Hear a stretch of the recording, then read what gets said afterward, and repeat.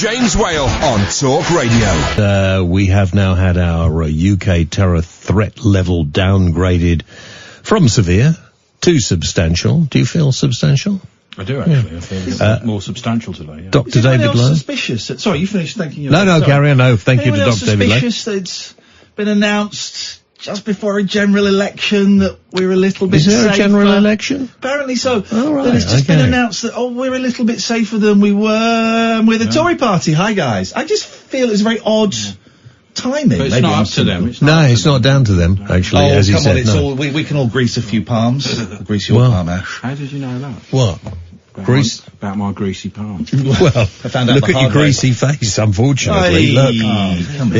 I'll give him a cuddle. We've finished now. I mean, we've got to go. We were talking about Mickey DeLenz earlier. Did you hear? No, I missed that. About him being the voice in a cartoon and that. He was in Funky Phantom, I think. That's right, we were talking about. Ash was getting very excited when we were talking about all these things that he didn't know about Hanna-Barbera because when he was young, you had to go down the news house, the new picture house. Well, you had to draw pictures in the corner of a book, then flick it very quickly.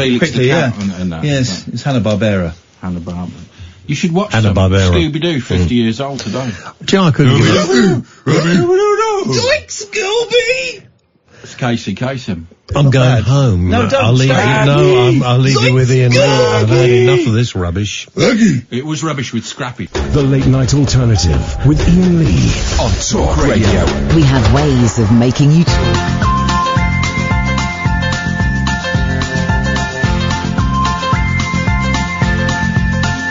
There's a voice that keeps on calling me. Down the road is where I'll always be. Every stop I make a new friend. Can't stay for long, just turn around and I'm gone again. Maybe tomorrow I'll wanna settle down. Until tomorrow I'll just keep moving on down this road. Never seems. No. We haven't got time. It's a busy show. Politics free zone this evening, guys. Politics free zone tonight, if you will. 0344 499 1000 is the telephone number. If you want to give us a call, you'd be very, very, very, very welcome. Now, I said it's a politics free zone tonight. Mm-hmm. That's not exactly true. Oh, come on. The one little bit at the start of the show, Nigel Farage has said he will not be standing as a politician, as an MP. He will not be standing as an MP. And I think his statement he made today is actually very interesting. May I please play a snatch of it? With your permission, Mr. Producer Man. Oof, if you must. Okay, this is Nigel Farage earlier today telling people why he will not be standing as an MP. Oh, hang on a second. We've got that's the Littlest Hobo still playing in the background. Here we go. Ladies and gentlemen, Nigel Farage telling listeners and telling people why he will not be standing as an MP.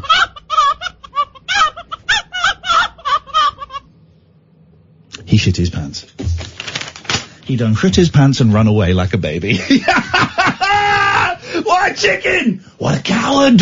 What a scumbag. I can't say that in 26 hours, but I can say it now freely. 0344, that's your only politics you're getting for tonight. 0344 499 1000, the late night alternative. We are on every weeknight from 10 o'clock on Talk Radio. Listen on DAB, download the app, go to talkradio.co.uk. My name is Iain Lee. I stole some strawberries in the jungle once. Who are you? Plenty O'Toole. Plenty O'Toole. You can give us a call about anything. I want to compile a list. I was really trying to think over the weekend. This is how my weekends go.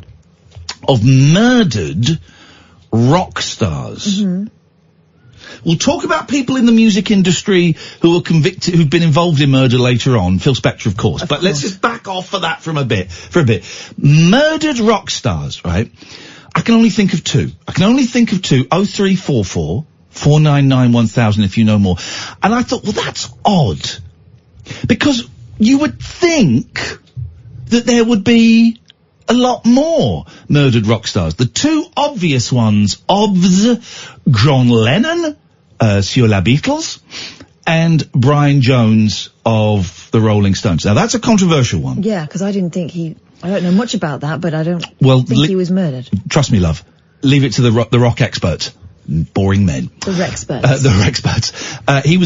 He was like almost definitely murdered. Really? Pretty sure on that one. People think it was an accidental drowning, but there is compelling evidence that he was murdered. Right, you've seen documentaries on YouTube? There is a documentary about it, which I've not actually seen, but I read the synopsis in the TV guide of the Mail. And from what I can gather from that, it is, one of the theories is that one theory is it was Hell's Angels. Okay. Pourquoi? Because they hung out a lot with the Hell's Angels. And the Hell's Angels were a lawless bunch of hoodlums.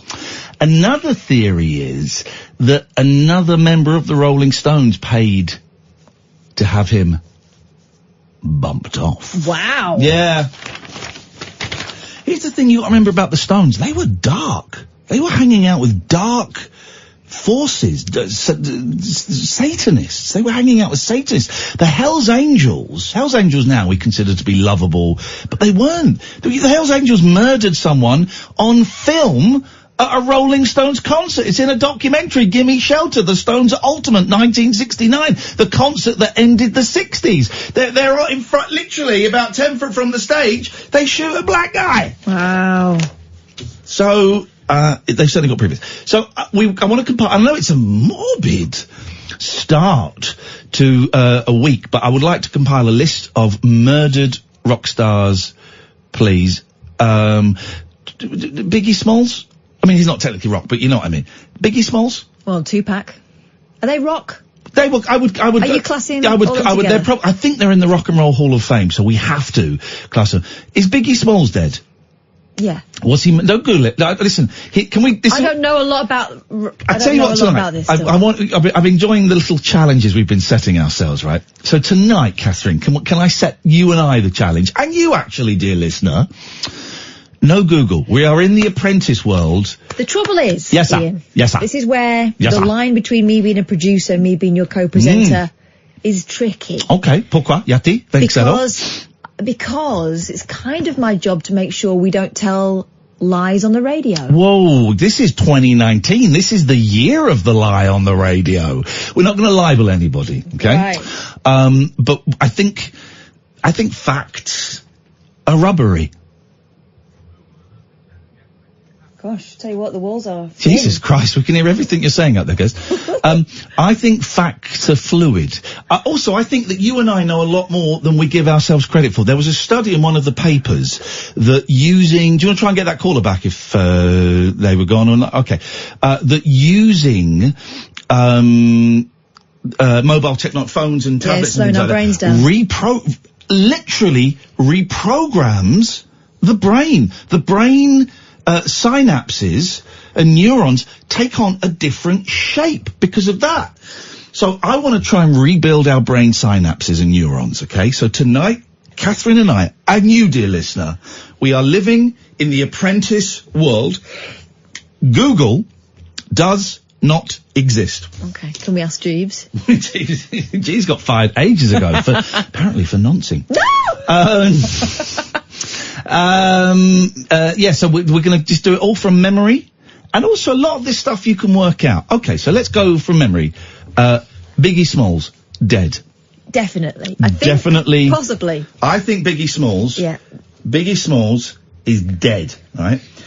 And Tupac is dead. Well, unless you read certain parts of the, Tupac Shakur. The weird news sections of the Daily Star. Now, they were cited quite regularly. Were they killed? Was the gentleman named, now, okay, I think a gentleman named Shuggs was involved. A gentleman named Shuggs was involved. I think he was it was East Coast, West Coast rivalry, gang rivalries. Catherine's doing a gang sign here. This is going to be great. This is going to have 10 minutes of two white middle-class, middle-aged people trying to dissect the rap gang wars, the coast wars of the 80s and 90s. So it was East versus West. Uh-huh. Biggie, I think, was the West Coast, the East Coast, New York. I'm guessing now. And Tupac Shakur was the West Coast, and there was a lot of rivalry. Now, Shugs was, I think, the manager, and if you know this, please, dear God, phone up and correct me or tell me I'm right. Shugs was the manager, the owner of a record label that I want to say was called Def Jam Records. Right. But I don't know We well don't know enough. any of it. I think we should say, from the moment we said those two guys had died, we don't know anything else for sure. We're not 100% sure those two gentlemen are no longer with us. If Biggie or Tupac would like to call us and prove me wrong, I would love to take that call. I would apologize like nobody's business. But so yes, in conclusion, I think that Biggie and Tupac were killed as part of the East Coast, West Coast rap war, and that a gentleman named Shugs, who was a record producer or was head of a record company, certainly had something to do. There's a guy called Shugs in prison. That much I know, because I'm sure I've seen him on TV. No Google tonight, dear listener. 0344 499 1000. Steve says, did you say that Brian Jones was killed by the Hills Angels? I find this hard to believe. They look like such a nice bunch of girls. Hells Angels. They were not real nurses. Let's go to Paul. Good evening, Paul. Hello. Hello, Paul. What can we do for you? I'm sure that the people in charge of life were trying to murder me. Could you turn the radio off, Paul? Hey, sorry. There you are.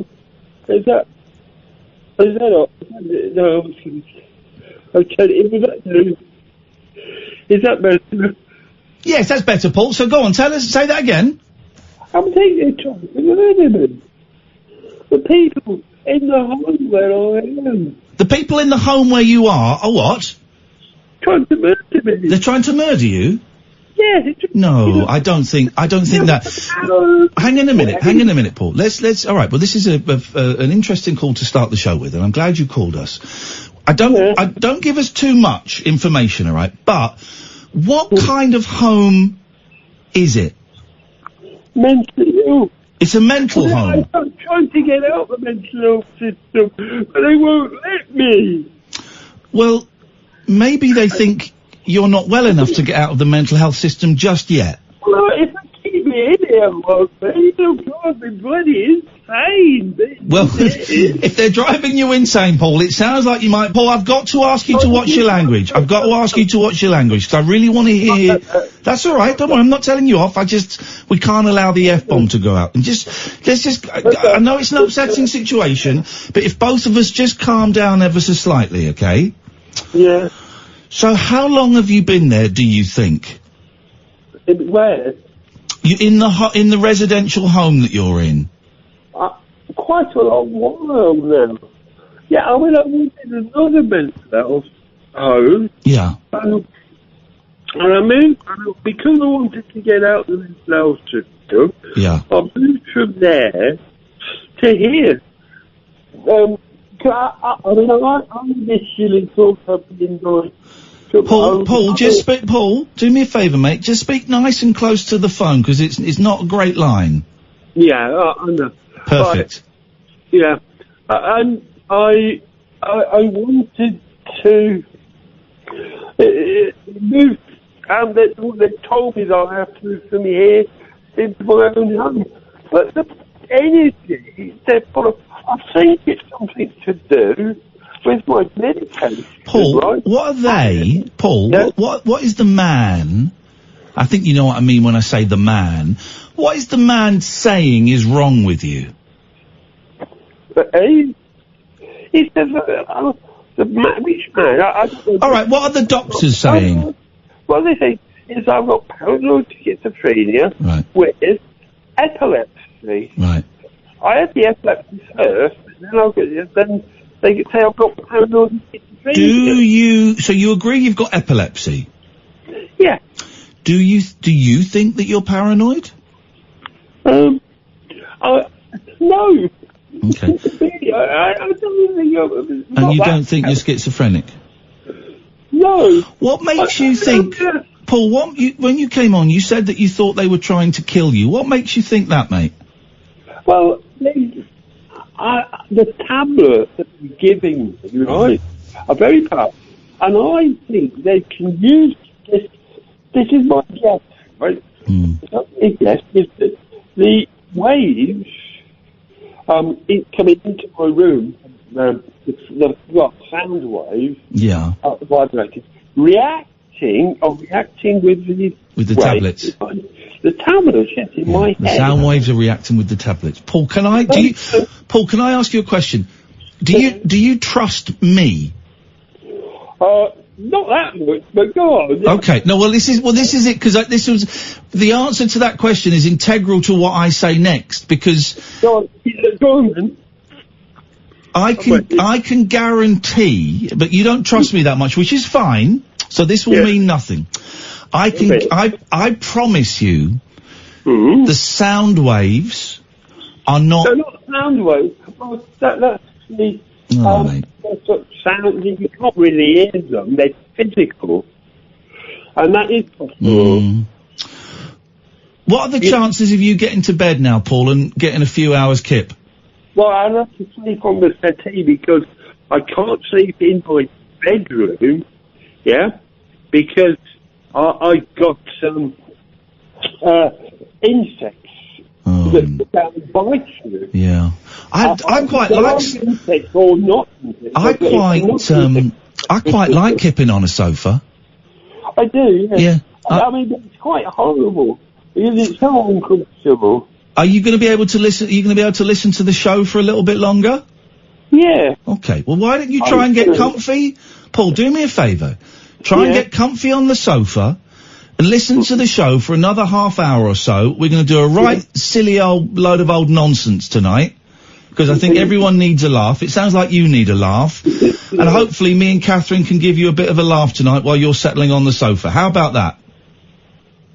Well, I suppose. I hope so. Can you give it a go for me? Pardon? Could you give it a go for me? I'll give it a go for you. All right, Paul.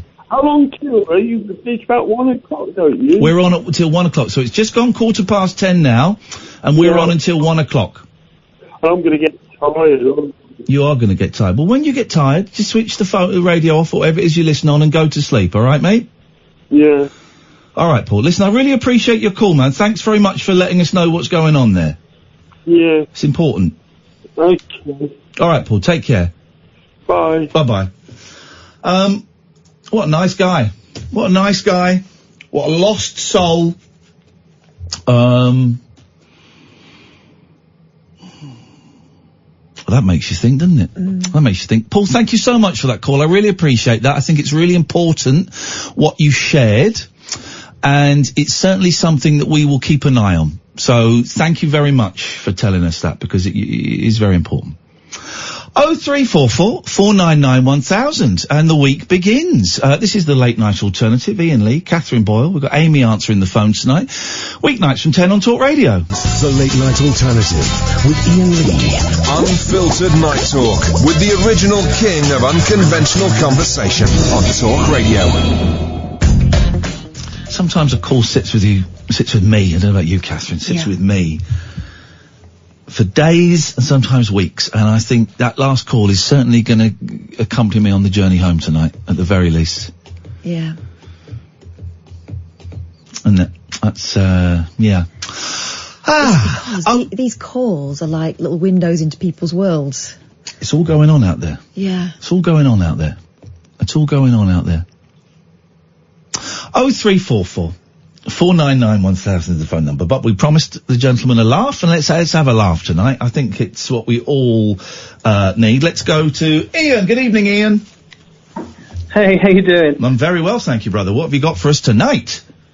Well, now you've built it up as a laugh. Marvin Gaye was murdered. Oi! You're absolutely right, of course. By who shot him? His father. With a gun. Yeah, with the gun that Marvin Gaye had bought him as a birthday present. That's right, that's right. I'd forgotten about Marvin Gaye, and that was really... Okay, we're not using Google. I was about to ask Kath to Google something. I wonder how old Marvin Gaye was when he got shot. I'm going to say mid-40s. I'm going to say 48. Do you know, Ian? I think he was 50. I've read a biography recently, but I can't remember. I thought he was 50. Okay, that could be about right. And it's a shame because he'd been so troubled with cocaine abuse, and I think like freebasing cocaine as well, which is sort of like crack but not quite. And he was just getting himself clean. He got himself clean. He was out running. He got clean bizarrely in Belgium. Was it in Zeebrugge? There's a really weird BBC One Arena documentary about him living in Ostend, in this port town in Belgium, and there's nothing there, and it's really grey and concrete, and he went and lived with like this guy who was a fan, and he got clean, and he went out running, and he started doing concerts, and he wrote Sexual Healing, he was having a hit, and he was coming back, and then he went back to the madness. Yeah, he kept moving into the mountains too as well. He had a small sort of shack ranch house thing up there. Yeah. Okay, so we reckon he was about 50. What? Hang on, 50. I would say 50. What year was he murdered? 85? Dude, no, but this is fun doing it without Google, isn't it? Because this is what pubs used to be like. Yes, exactly. This is what pubs used to be like. I do wonder, right? I've always thought this, and it's probably poor taste, but you know when the police turned up, and they sort of say this at every murder scene. I wonder if one of the policemen walked in and said, "Okay, what's going on?" Whoa! Hey, do you know what? Here's the thing, though. Accidentally or deliberately, yeah, quite possibly, because you've got to have you've got to have that dark sense of humour to be a cop or an ambulance worker or a fire person, firefighter, that walks into those places and sees dead bodies. But yeah, also, you know, from what I read, he really sort of pushed his father. I think his father was great to him as a kid. And I think his dad had a lot of problems too. But it seemed like Marvin Gaye was like really pushing him too. Yeah. I don't know if he beat him, but he like hit him back and stuff like that. And I know it was a really bad relation. And some were saying that he almost forced him to kill him. But I know it sounds... yeah, no, I never quite buy that line. Completely on a tangent. When Hugh Grant was arrested for paying for sex with a woman in LA, Divine Brown. I went to the spot where he got arrested. I filmed some stuff at the spot he got arrested, and stories like that. And when George Michael got caught cruising on Hampstead Heath, a lot of people come out and go, "Well, subconsciously they probably wanted to be caught." Nah, I don't buy that. I've never bought that. Well, of course, on a subconscious level, they probably wanted to be caught. George Michael probably did want to be led away in handcuffs, though. Well, he probably did. But he could pay for that, or he could go and do it on Hampstead Heath. Ian, thank you very much indeed. Well, of course, what was I watching? Something the other day, and someone's career had been upended by some sort of scandal, and an expert came on and said, well, of course, on a subconscious level, it's very likely he wanted to be caught. No. Why do you think that they reach for that? It's not even an excuse, but that reasoning. Is it because you have to believe that they know at some level that it was the quote-unquote wrong thing to do? Yeah. It's that, isn't it? Yeah, no, of course. But you can argue anything on a subconscious level, because the person goes, no, I didn't. Well, that's you speaking consciously. I'm, of course, referring to your subconscious level. No, I didn't. Well, again, if you're speaking on a conscious level, if we go beneath the subconscious, which you don't know anything about, I'll get lost. Yeah, how about they did something that they'd probably done before and would have done again if they hadn't been busted? We're compiling a list of murdered rock stars. We've got Biggie Smalls, we've got Tupac Shakur, and people on Twitter are saying I was right about Suge Knight, that he is in prison for murdering, I'm going to say both of them, John Lennon, Brian Jones and Marvin Gaye, who we think was between 48 and 50. Someone on Twitter, who was it, that said, suggested Selena.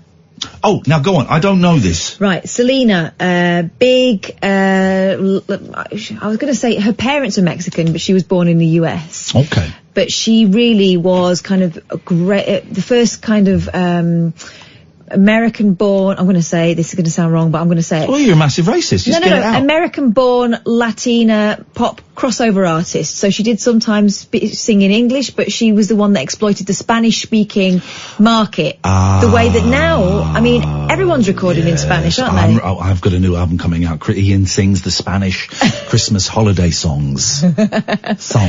Feliz Navidad. But she was huge, right? So, okay, we don't body shame people on this show, Catherine. That's she was beautiful as well. But she was. I can't Google it. I'm not going to Google it. No. So imagine the film that I've given you. Imagine you'd watched it. You would have seen Jennifer Lopez playing Selena. Very similar body type. Very attractive. Yes. Real talent. Was backed. Her band was her brothers, family members, and she was absolutely massive. They loved her. They loved her. She had a fan club that was run by a woman who became kind of a friend and was sort of an assistant to her as well. Yeah. And towards the end of her life, she sort of started to suspect this woman was stealing from her. You know, she would take things to be auctioned off and they would never get auctioned off, stuff like that, right? Okay. And then it transpired, according to the film that I watched with Jennifer Lopez, which is not a documentary, but it's a biopic, right? She busted her and the woman responded by shooting her.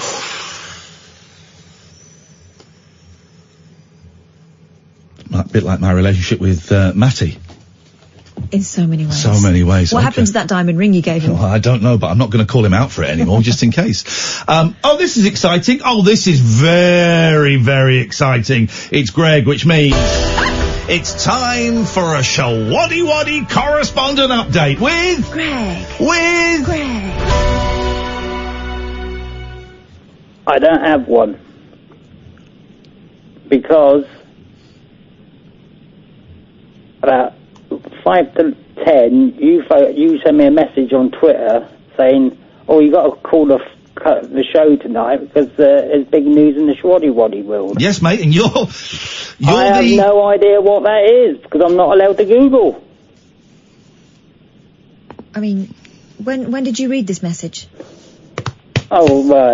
Just shortly before 10, so I could have Googled. Yeah, exactly. So don't use that as an excuse, Greg. That's...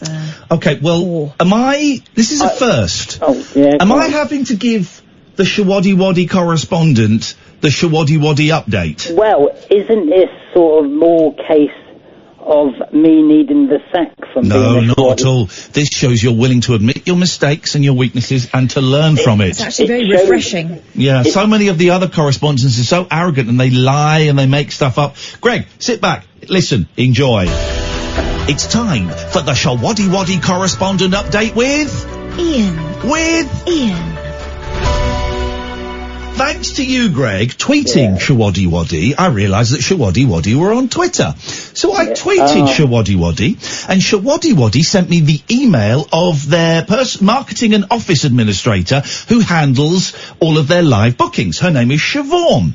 Siobhan and I have been chit-chatting throughout the day, and I'm thrilled to say, Greg... Yes. Showaddywaddy are coming in the studio one night. And, wow. And Greg... I'm inviting you in to conduct the Showaddywaddy interview. Oh dear. Merry Christmas. Merry Christmas, Gregory. This is our gift to you. Your chance to interview your favourite band, Showaddywaddy, live in the studio. Can I pass? Because you would do a much better job. That was the Showaddywaddy correspondent update with... Iain. We like to make dreams come true on this show, and Greg, no need to thank us. This is Talk Radio. A star-crossed soapbox for sailor boys, stable girls, I'm on the edge. and stripper grands. It depends who you're with and it depends on the situation. Late night speech radio with a difference. Thank you. The Late Night Alternative with Iain Lee on Talk Radio. Right, all joking aside, I'm genuinely thrilled that Showaddywaddy are coming in because they've been around forever, right? And I remember them when I was a kid growing up, and they're always... If you'd have told me in 1977 that Showaddywaddy would still be touring in 2019, I would have laughed at you, right? But they still are. But also, it's fascinating. There's only one original member in the band, right? And I've been talking to Siobhan, who's been so helpful and is so thrilled. So we have been given an option. I'm going Right. to tell you this, Catherine, because we need to talk about this. She says, Ian, lovely to hear from you. Showaddywaddy currently have one original member, the drummer. What a name. Romeo Challenger. Ooh. What a name. What a name. And their manager is Dave Bartram, who was the original lead singer. Now, I remember him. He had a mole on his face. And now, she goes on, Dave has suggested that we've got two options.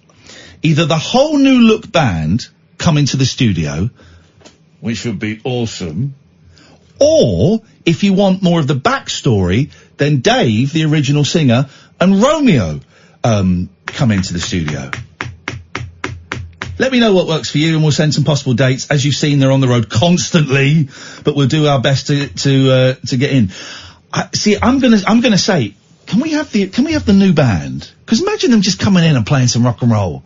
That'd be brilliant, wouldn't it? It'd be ridiculous. There's like 15 of them in there. We'd cram them in. It'd be awesome.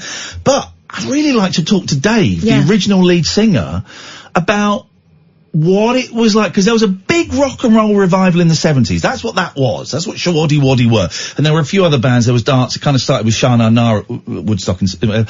But there was a big rock and roll revival. And Mud, of course, were another one. The way I remember it is they were always seen as a joke, because they had those sort of long coloured jackets and... Yeah, but I wonder whether it's the same thing as Slade, because, you know, when we spoke to Dave Hill, and he said, you know... My introduction of the look was our strength as well as the reason we weren't taken seriously. Yeah. And that's what I want to ask them. That's what I want to know is, how the hell... I'm also fascinated by bands that have very few original members, actually. I find that we are now in a world where people... You know, I've seen the Monkees with two of the Monkees, you know. We are in a world where a lot of these bands from the 60s and 70s, the original members are dead, or they can't, they're too old to do a whole show. But people still want that connection with the music. And this is why Kiss are going to live on, right? Because the culmination of all this, the fact that you can bring in other members of the and keep a band going, the spirit of the band going, and sometimes, often, there is an original member who is, if not in the band, then at the helm of it, making sure that it stays true to what it was. Kiss are saying, and they've said for years and years, we're getting on, there's going to be a time when none of the people in the band are original members. Don't matter. And that's brilliant. It'll continue. And the thing is about Kiss, because they'll have the makeup on, who's going to know? Yeah. So it's kind of the same with the Beach Boys. I remember like an interview in the 80s or 90s with Brian Wilson, and he said, we're too old. We're too old. These songs should be sung by boys, should be sung by young men. And I remember thinking, oh, that's a load of old rubbish. But Brian Wilson's band is made up of young men. It's him, Al Jardine, who are old, and loads of young men. And that's it. The touring Beach Boys, there are loads of young men in there. The Beach Boys we saw with Mike Love. Yeah. Most of those guys were like young his son's age. So I'm going to email Siobhan, and at some point we're getting Showaddywaddy in. It'll be a right old laugh. We'll have a bit of a knees up. Maybe if we can get it before Christmas, we'll have a bit of a Christmas vibe. And we'll see if we can get Dave in as well, the original lead singer. And just, you know, make a big fuss of them and get them in. I'm looking forward to that. So, Greg, thank you. And, Greg, that is a genuine invitation, my friend. You want to come in and conduct the interview? You got it. Katia! Hiya, boss. Hi, Kat. Hey. Uh-oh, who's dead? Gay Byrne, the presenter of the Late Late Show. What a name. Gay Byrne. Yeah. What a name. 85. Everyone has tweeted the clip of Catherine. Boyzone dancing. Oh, it's the fun. Have you seen it, Amy? Go and Google Boyzone on the Late Show with Gay Byrne. It's before they were a band.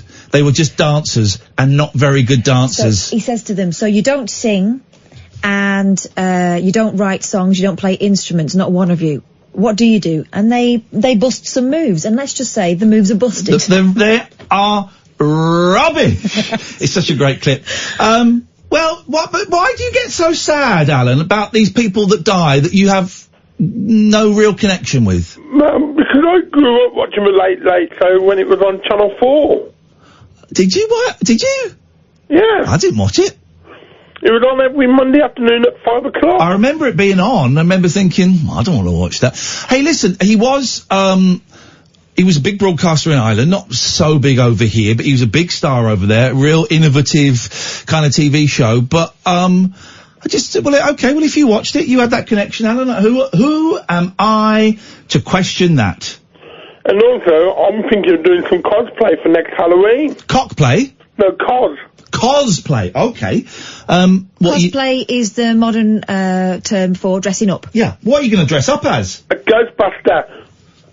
Oh, my youngest was running across my garden the other day and he had a big rucksack on his back and I went, oh, mate, you look like a Ghostbuster. Yeah, that makes this proton pack. He started singing it and running along shooting. I dressed up as a Ghostbuster when I was about 12. Wow. Yeah, we did a fun run, and so there was me and my mates, all in grey tracksuits with the Ghostbusters badges all over them, and cornflake box proton packs. Yeah. And my mate Katie was the Stay Puft Marshmallow Man, and she had to run round with a massive papier-mâché head on. There you go, you see. Can be done, Cads. Can be done. I don't know. Because I'm thinking of getting all the stuff on eBay, and there's a specialist company based in Western Superman which do Ghostbusters props. Yeah, but that'll be expensive. Why don't you just make one? If I can afford them to spend it, it's worth it. All you want is a grey jumpsuit and a black backpack and a Hoover nozzle. I thought it was a khaki jumpsuit. Or whatever, I don't know. I've never not seen the film film trailers. Ghostbusters film, you see, because if you get the khaki one, it'd be the first one, but if you get the grey one, it'd be Ghostbusters 2, which they famously said on a quiz show once. Okay, more than once. Okay, but Ghostbusters as cosplay, I suppose it is, but it's stretching it a bit. Can't you dress up as like Mario or something? Or, remember we like to get a Ghostbusters costume, Comic-Con. Yeah, we've done Comic-Con. Well, we went as Shaggy and Velma. Yeah. Your Velma was hot. Velma's hot. When you're kids, right? I had no idea that Velma was a thing, right? Yeah. So we went to this Comic-Con, and if I'm going to dress up, I'm going to dress up. And you do good dress up. the number of young and quite young men, I'm talking like early 20s, who wanted to come and have their picture taken with me. There were also some young women as well who were interested. And here's the thing, as youngsters, we're all looking at Daphne. Because she's the obvious one. We are so wrong. It is Velma. And just be careful when you Google sexy Velma, be very, very careful because a lot of stuff pops up. Yeah, PVC Velma. Don't do it on a works computer. NSFW. I read in today some 50 facts about Scooby-Doo. I didn't know Fred was gay. I don't think Fred did either. I thought Fred's not gay? No, I read in today's centre page of The Sun, 50 facts about Scooby-Doo. Fred was actually gay and he fancied Shaggy. Oh, come on. Talk to him. I'm going to go and get the today's Sun. The Sun writing bullshit? That's never happened before. It sounds to me like something that's come up later, because I'm pretty sure there was no sexuality backstory going on in the original cartoons. Well, this was the late 60s, early 70s cast. Yeah. Where sexual freedom was everywhere. Yeah, but actually homophobia was still rife at that point. No, but that's why some internet theories said Fred was gay. But confirm that with the paper. Internet theories, okay. Well, there's lots of internet theories, Alan. That doesn't make them fact. And also, Casey Kasem done one of the voices of Scooby-Doo. This is true. It was an internet theory. But, Alan! No, but it was stated in the paper. If you check the paper... Yeah, the paper reported on an internet theory. Right, you said that in the paper it said Scooby-Doo was gay. No, Fred. Fred was gay. I think it was fact number 7. Yeah. No. That's about the voice of Daphne Blake saying that they didn't make drug innuendos. Well, probably number 8. No, that's online bloggers still frequently and fiercely debate whether nerdy Velma Dinkley is a lesbian. Well, which one was Fred being gay?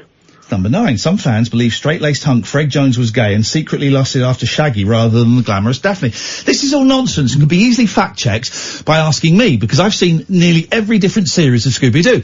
And there is a whole series where Fred and Daphne are a courting couple, and Daphne gets sexually frustrated because Fred is always building traps. Yeah.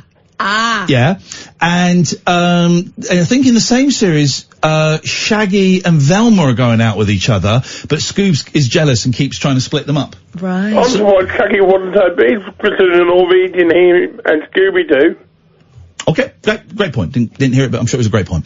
I think he was doing a 0344 499 1000. This is the Late Night Alternative every weeknight from 10 on Talk Radio. Unmissable late night radio with the original king of unconventional conversation. Make contact with Iain Lee. The Late Night Alternative with Iain Lee On Talk Radio. 0344 499 1000 is the telephone number. I wouldn't call it a party on Saturday, but I've never, very few possible exceptions when drugs were involved, I've never hosted people at my house. In fact, I've never done it without there being cocaine around, so that people have something to talk about. So I've done it a few times when there are drugs there, but I've never done it, clean. And this Saturday, I had my two boys come and stay, and my sister and her husband and her two kids came and stayed for the weekend. And then Saturday night, you, Catherine, and your girls, came over, and we had, I guess, what you'd kind of call a bonfire / Halloween sort of, I wouldn't say party. It was a gathering. But It was a large gathering. And a lot of the kids were sort of in the shed at the back. It's got Wi-Fi. So they were playing in there. And then we did something I've never done before. We did apple bobbing. And I set it up in the kitchen, which was a mistake. I bought a washing bowl and everything, right? And we did apple bobbing, and I set it up. And we put a load of apples, obviously, in, I don't need a load of water. And I thought, we'll get 10 minutes out of this, and then maybe we'll play a couple of board games or something. And then we'll do the fireworks, and we had hot dogs and stuff like that. The kids went nuts for it. The adults went nuts. Well, the adults were reluctant to do it, and actually I found the act of doing it really unpleasant. It was like being waterboarded. It reminded me of when I was in the jungle, I had to do a water challenge going underwater, and I hated it. And it's really, I was never a particularly confident swimmer, but that thing has made swimming actually quite a challenge for me. I really dislike swimming, and I certainly dislike having my face wet like that. But, everyone got into it, and the screaming. Ladies and gentlemen, I have to say, my nephew, Dylan, 14 years old, got 10 apples in 60 seconds. It's incredible. His technique was second to none. Well, it was second to one. It was second to Ms. Catherine Boyle, who got 11 apples in 60 seconds. I'm a top bobber. You were bobbing away like no one's business. I bet you were popular when you were younger. It was. Do you know what? I would never have joined in with that sort of stuff. I've never. No. I'm always one to push the kids to the front. I go, no, I'll sit this one out. I noticed she was stood at the back a little bit as it was going on. And when your sister said she was, because the girls were going, Mommy, Mommy, and I was going to go, and then when your sister stepped in, I was like, yeah, fine. Yeah. Because I was not in any hurry to do it. But I'm learning to say yes to stuff. Like, remember we went on that obstacle course, the one in the lake? Oh, Liquid Leisure, I hate the idea of that. Yeah. It was horrible, I can't believe I did it. It was wicked. And and the kids get so much pleasure out of seeing adults getting dirty or wet or making a mess of themselves and making themselves look stupid. Yeah. Kids love seeing that. And once you embrace that, and it was so much fun. We were there for about 40 minutes doing apple bobbing. And so we had 2 rounds, the most in 60 seconds. I got 2. Because it's really difficult. And I'm watching at the beginning thinking I'm not going to get 1. You got 11. Yeah, but only because Dylan showed me how it's done, right? Yeah. Everyone else was being really careful and kind of trying to get. They were blindfolded. Oh yeah, that was it. We're blindfolded. And they were trying to get the stalks between their teeth, right? Then Dylan gets in there. Yeah. And his technique was to push the apple down into the bottom of the basin and bite it. Yeah. And then chuck it out the side. All right, I said, that's how it's done, is it? So you destroyed a sensitive young man's dreams. So first round was how many apples you can get in 60 seconds. Second round was who could get an apple the fastest. So you would just time, and we were down to I was 11 seconds. Everyone else was 1.8, I think the winning was 1.11 seconds. And then won that one. And then the adults kind of went, okay, well, we're going to sit back. My sister made some garlic bread, and Ivan went and sat in front of the telly, and you tidied up a bit. And the kids went, can we do it again? So then and water is everywhere, man. Yeah. I had to fill the bowl up because it was everywhere. I didn't have enough towels. The floor was soaking wet. And the kids did another 20 minutes until there was no apples left. It was just all chewed and bits spat out. But the joy on their faces was incredible, and the noise, literally, it was about 35, 40 minutes of screaming. What fun! And then, we cleaned all that up, and then I went and set out the fireworks in the garden. I bought a box of fireworks from Tesco, and then a big firework. And it was all a bit damp, so it was tricky to get them lit, but I let the kids light a couple of fireworks each, and they were thrilled at that. So much so, and I feel bad, I shouldn't have said this, and I feel bad that I grassed her up, but your 11-year-old, we lit one, and we were there for ages because it was damp, and it wasn't going, and then suddenly, and your 11-year-old ran back, and she said, so that only I heard it, effing hell! And I should have kept that to myself. That was my regret, is that I told you that she said that. I should have kept that to myself. It's fine. I would rather know, because I could have a conversation with her about, right, I get that it was a shocking thing, but you got to remember there are little kids present. It doesn't sound very nice, and it's not like you. It was funny, though. Yeah, it was and funny. Then the kids are all chanting a song that started off as "Don't Die Tonight." Yeah. While I'm lighting fireworks. Don't die tonight! All of them, 6 kids, and then it changed. With glee. They're dancing around, and then it changed to "Don't Die to Die," as things often do with kids. It morphed into its own language, and then we all sat around and ate hot dogs and played video games. What a night! What a night! Turns out life can be fun. Turns out you can have fun with people, and having kids around screaming and making noise and sort of annoying each other a little bit, but getting on and winding it. It was magical. And then I read on a local Facebook page, someone complaining about, not about me specifically, but about people having fireworks on Saturday, November the 2nd it was. Saturday, November the 2nd. So, just after Halloween, just before the Saturday closest to bonfire night, on Saturday, you're complaining about fireworks. Loads of people agreeing with them. What is that? Well, here's the thing, guys. Not all of us are off work on November the 5th. Exactly. And here's the thing. I don't mind fireworks that weekend.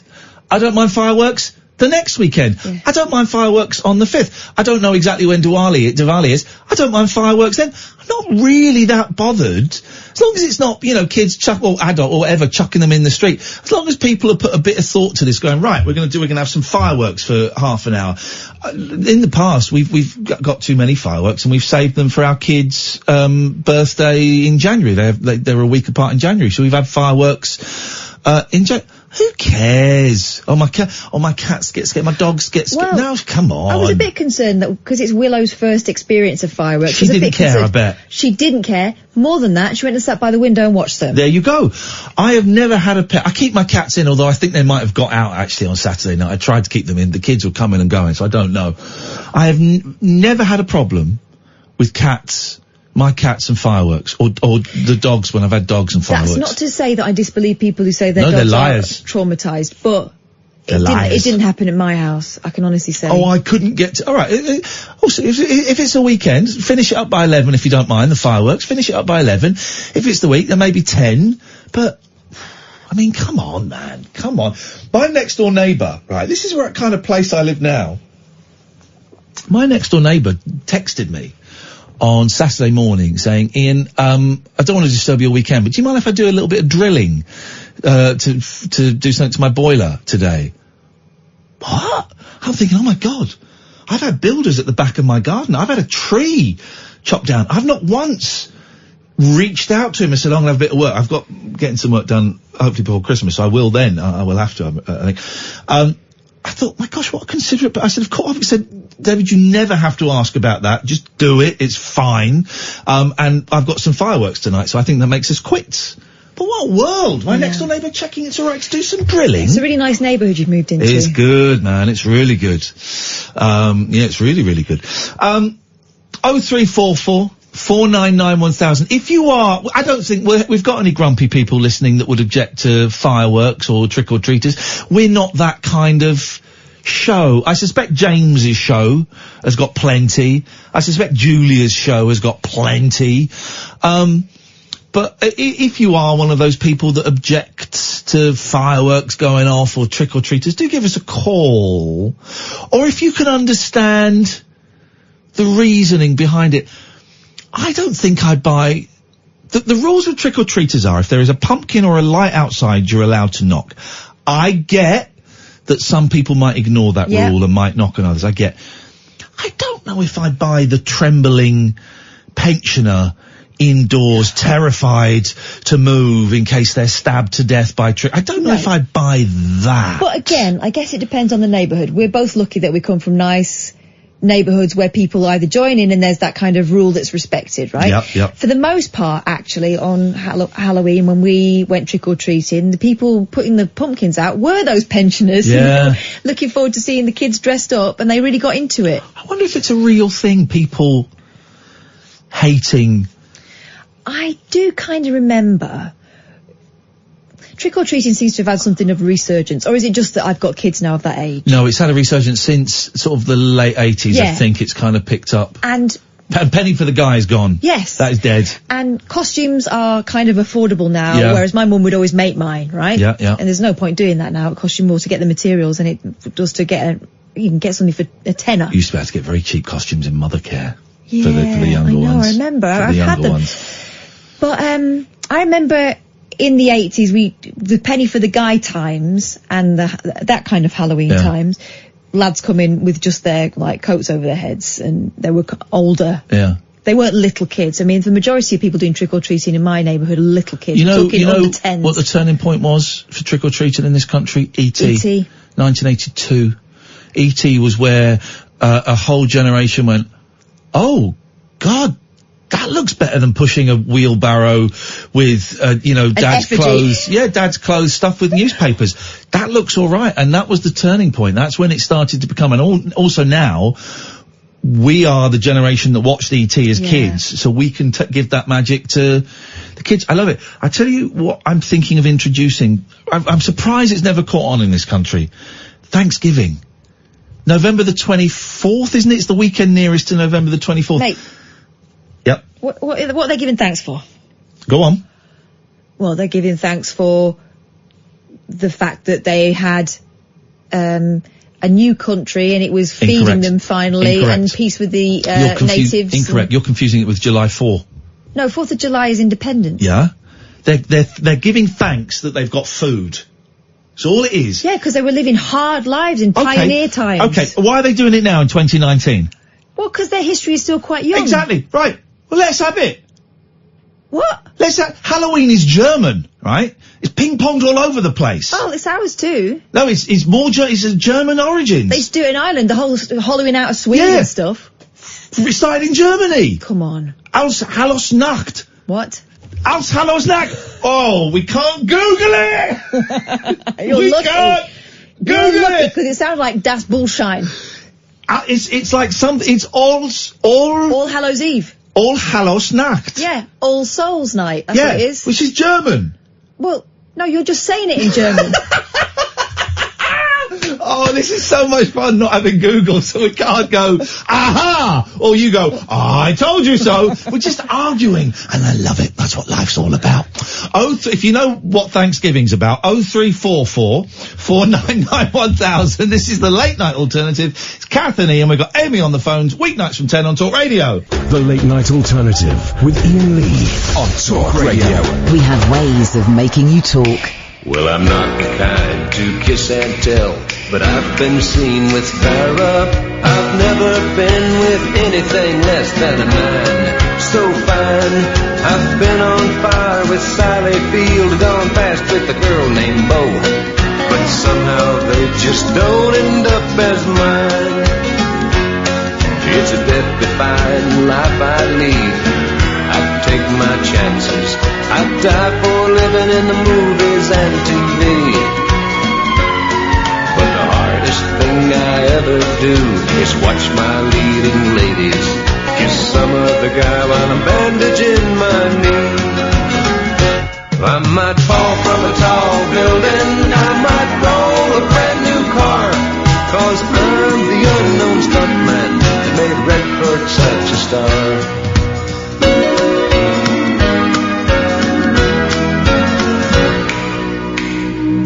I've never spent much time in school, but I've taught ladies plenty.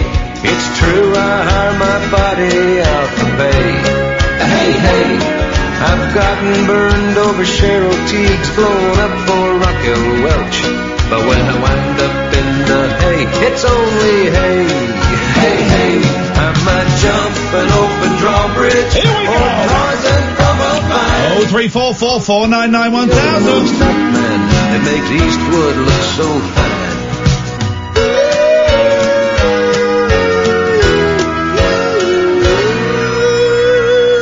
So, Thanksgiving, we think. We're not using Google tonight, guys. We are Google free. I considered whether we and I'm hoping you're the same at home. Catherine and I are not using Google. I would prefer it if you didn't. And I thought about switching off Twitter for tonight, but that's the collective hive mind, isn't it? That's the collective hive mind all working together, as long as you are not Googling it. And we've had loads of people, including David and Alistair, and loads of people have said Sam Cooke was murdered.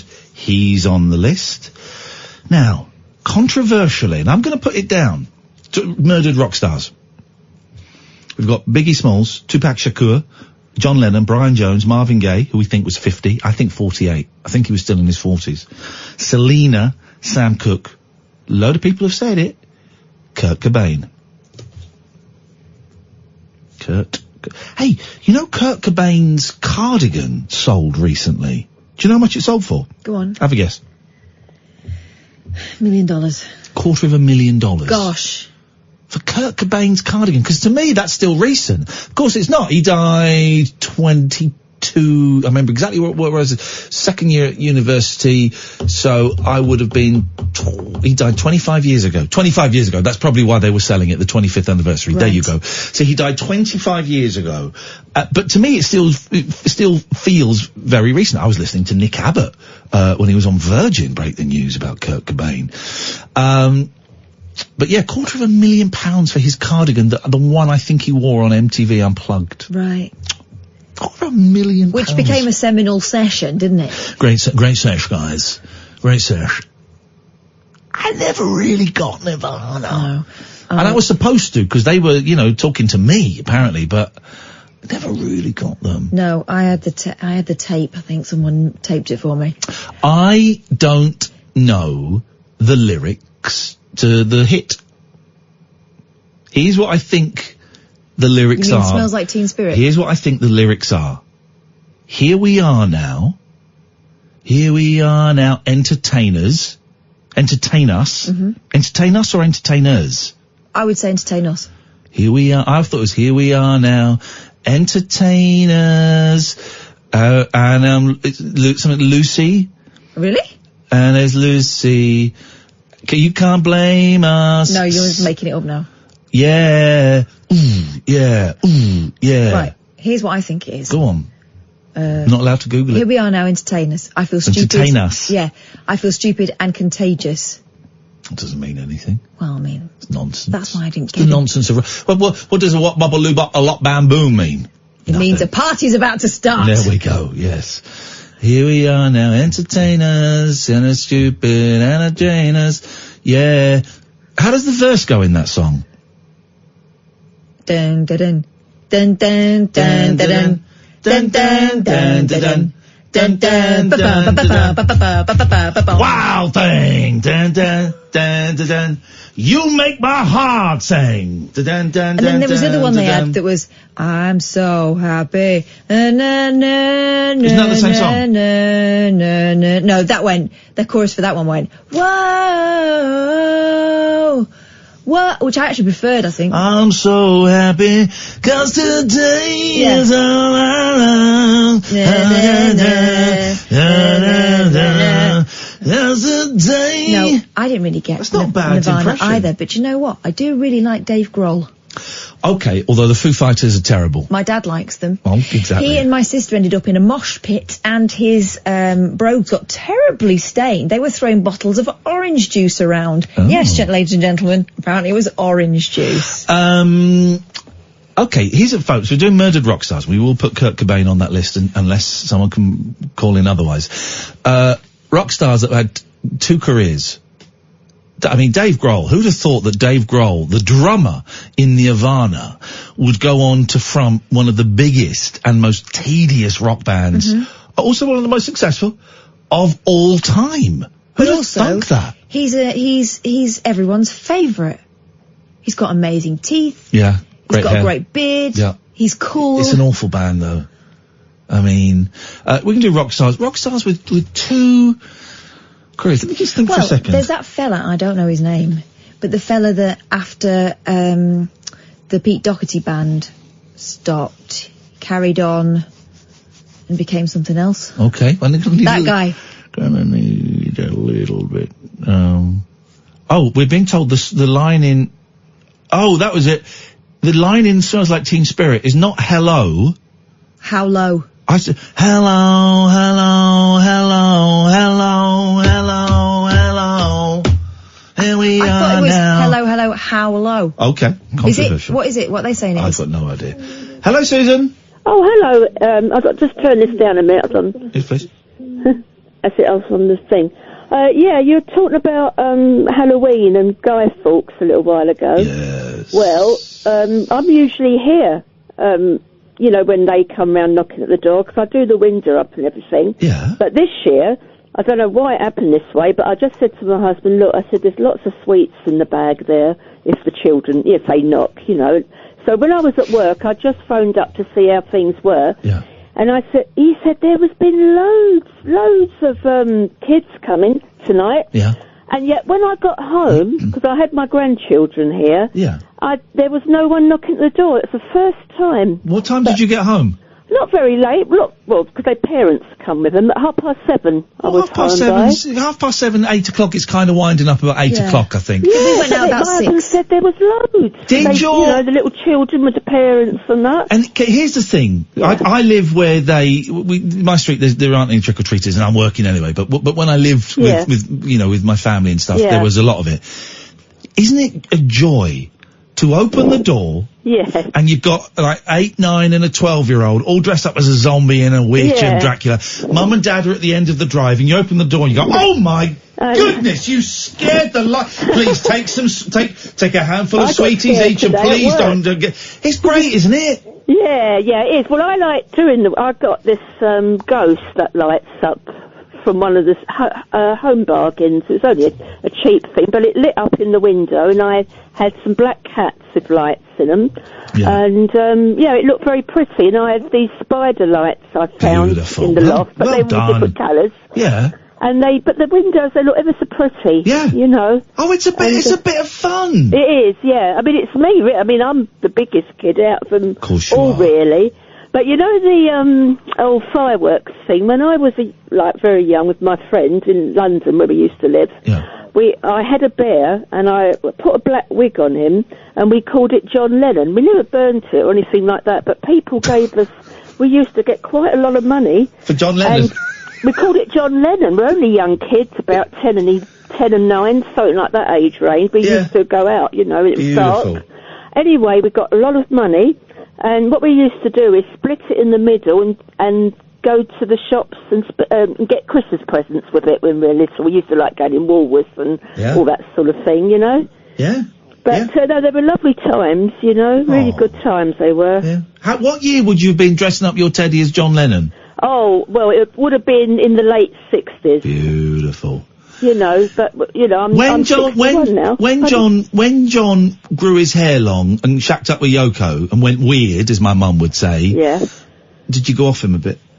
I wasn't really taking much notice at that age. It's only because my sister, she was into all, you know, I could hear the music and all that. She's a bit older than me, my sister. Yeah. But I just remember we just called him John Lennon for some reason, because he had this long, because the men used to have long hair, didn't they? Yeah. And, but it was good. It was in a little doll's pushchair, and I lived in flats then, and it was right near the station. So when people used to be coming out of work and that, we used to... That used to be the place to do it, outside stations. Well, there was a lot of you know, in those days, there was lots of children doing penny for the guy, but... No one was doing penny for the Lennon. No. I bet you made a fortune. We got a lot. Yeah, I bet you made a fortune. We did. We're very good like that. As I say, we didn't have fireworks out of it or anything. We just used to, like little girls, used to go and buy presents for the family, and that's the money we got, you know. Brilliant. But there were lovely times, and also I can't wait to read the transcript book. It's going to be one of my Christmas presents for me. So I've got that to look forward to. Oh, nice one, Susan. Well, I hope you enjoy it. It's a lot of silly nonsense, and you've helped out the Samaritan, so thank you. Yes, thank you. Brilliant. All right, Susan, take care. Bye-bye. Bye, Susan.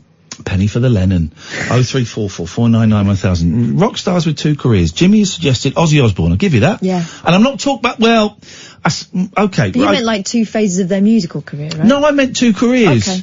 So, I mean, it's Black Sabbath. I suppose you could kind of include his solo career, but it's more Then Black the reality Sabbath TV. and the Osbournes, yeah. David Lee Roth, I'm not giving you that. Stevie Nicks, I'm not giving you that. I'm not. No, I tell you what, let's refine this. I don't mean they were in a band then had a solo career. I would say going from Nirvana to the Foo Fighters is different from going from Nirvana to Dave Grohl, solo career. Alright, well how about this one? Yeah. Paul Stanley had Kiss. Yeah. Then he went into musical theatre. No, I'm not giving you that. Why? I just think 'Cause he didn't stay in it. Yeah. So I'm not having any of those. Pete has said, didn't Kurt Cobain kill himself? Don't think so, mate. The evidence is out there that proves you absolutely wrong. But we're not using Google, so I can't actually bring that evidence to the forefront of my mind. 0344 499 1000. Give us a call about anything you want. The Late Night Alternative with Kath and Iain on Talk Radio. Stimulating nightly emissions guaranteed to open your eyes and your mind. Oh my word. The Late Night Alternative with Iain Lee on Talk Radio. 0344 499 1000. Phone numbers go to Jackie. Good evening, Jackie. Good evening, all. How are you all tonight? We are all very well. Well, I think we're well. Catherine, are you well? I'm fair to middling. I'm happy. Amy, are you well? I've got a cold, but I'm fine. There we go. We've all got a few, some grumbles. We've got some grumbles, but that's it. Just a few grumbles. I like that saying, Cass, fair to middling. Kurt Cobain wasn't murdered. He's committed suicide by gunshot. And your evidence for that is? Because I read about it years ago, because I used to follow Nirvana with my son used to like them, so... How do you, without going into too much detail, because it's grim... Yeah. It was a shotgun, wasn't it? Yeah. How do you shoot yourself with a shotgun? Well, I don't know how he did it, whether you put it under, whatever. Put it under your chin or... Yeah, but how do you reach the old trig? You would have to have arms like Mr. Tickle. Well, that's allegedly then. But that's what I read years ago. But he Fake news. Suicide? Fake news. There you go. It's fake news. Fake news. A lot of strong evidence that he was someone was paid to murder him. Oh, right, so then, yeah. Right, great film by Nick Broomfield, Kurt and Courtney, which I would thoroughly recommend to anyone. I went to see a good film tonight, Dr. Sleep. Is it any good? A sequel to The Shining? Well, yeah, and I don't normally like Stephen King's books made into films. I don't particularly like them, but I went tonight with my son, and we really enjoyed it. Okay. It was good. Was it scary, though? It was a bit gory. I had my hand behind me hand in front of my face a few times, but, it was... I can't... Because gore's one thing, but I can't remember the last time I saw... And if anyone can recommend one, I saw a film that actually scared me. I don't necessarily mean jump scares, but a film... In fact, I can remember the last time. It was 20 years ago. It was 16 years ago, because I was doing Rise, and someone recommended it. And it was a film called Jeepers Creepers. And the first hour of Jeepers Creepers scared the life out of me. And then you work out what's going on, and suddenly I wasn't that scared anymore. Is that Michael J. Fox? No. What was that? That's The Frighteners. Uh-huh. That's a comedy. Right. Okay. You want to carry on, Catherine? No. Okay. Just asking. I asked a question. I didn't say it was definitely him. There you go, so we know now. Yeah, you know. All right. All right, Jackie, nice one. Thank you for that. Okay. Cheers. Bye-bye. Yeah, Kurt Cobain was murdered. We're saying that. I think that's... Well, you're saying that. I'm not. Pretty much established as a fact. Is it? Pretty much is not a fact, mate. Yeah, but it's pretty much a fact. There are many unanswered questions. If someone could tell me a film that would actually scare me. Not necessarily gory, because gore we can all go, ooh.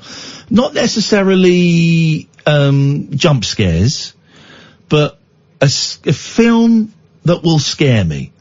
I'd love to know. 15, 16, 17 years since I've last been scared by a movie. And people go, oh, watch this.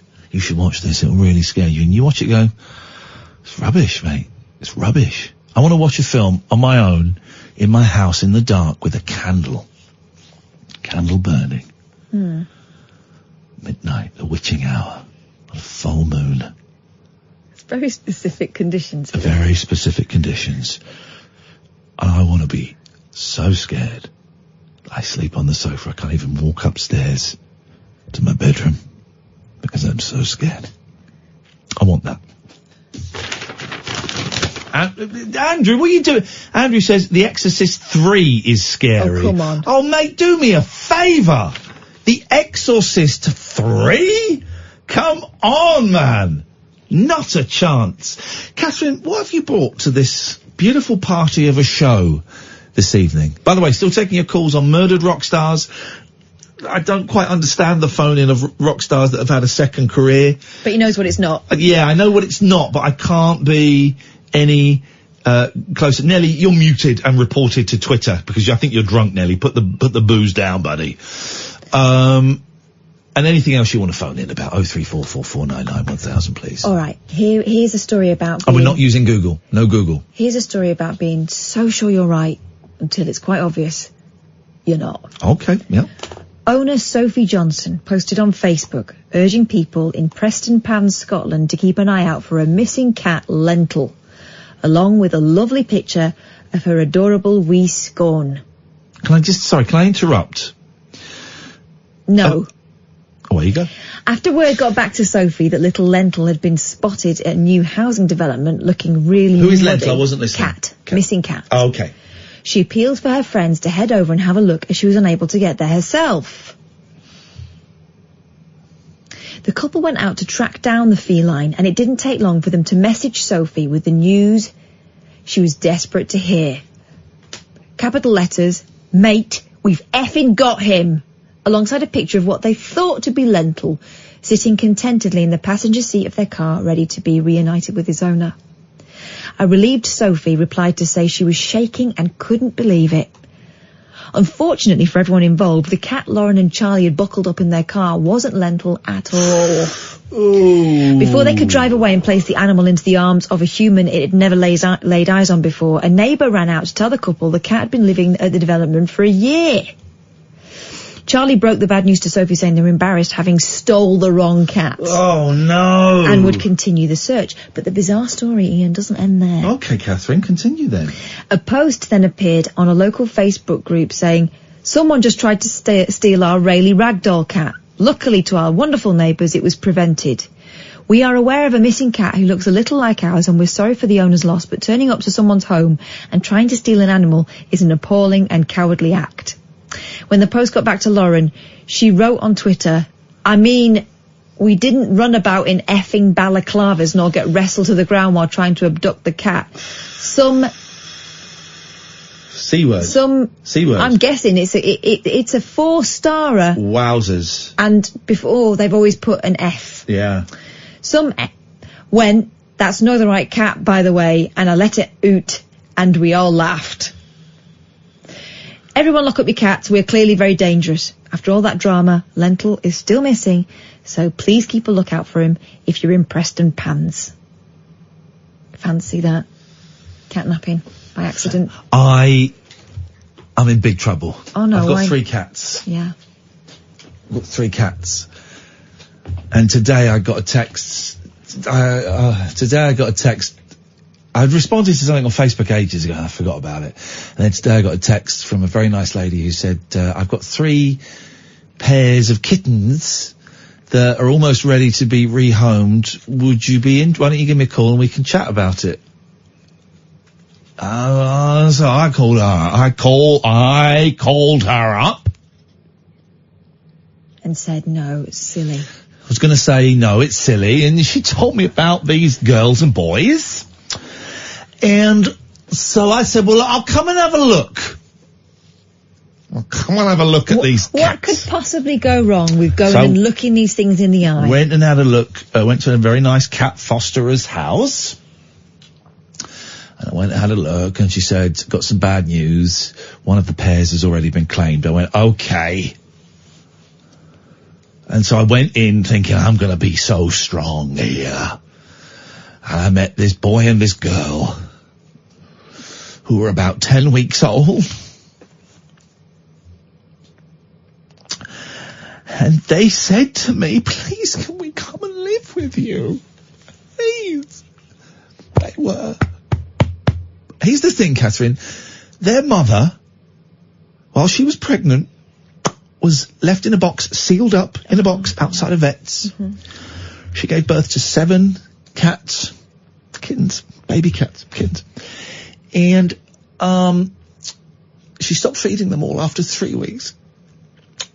The other 5 didn't make it. These are the only 2. You didn't tell me that. I think I've got that right. These 2 made it. But they had to, the lady who I met had to feed them with a bottle. And they've had cat flu. And they're smaller than they're supposed to be. They've got massive ears. They got huge ears. And they said, please love us. Please love us, mister. Will you be our daddy? Please love us, mister. And I said, young man, young lady, I can't. Why not, mister? I said, because I've got 2 stroppy girls, just over a year, and I've got a very old lady. We won't be any bother, mister. We promise. We've got big ears. Oh. And I went, if you're still available tomorrow, you can come and live with me. Oh! So I might be getting another pair of cats. Someone else is going to go and have a look. And I said to the woman, look, these are the 2 I really like. Someone else comes in. Someone had kind of booked in before me. And I said, if they're still here tomorrow, I would love to have these girls, this boy and this girl. I haven't had a boy cat for years. Boy and this girl I would love to come and live with me. 5 cats. That is crossing a line. That is proper mad cat man whose house stinks of shit, and it stinks of it anyway.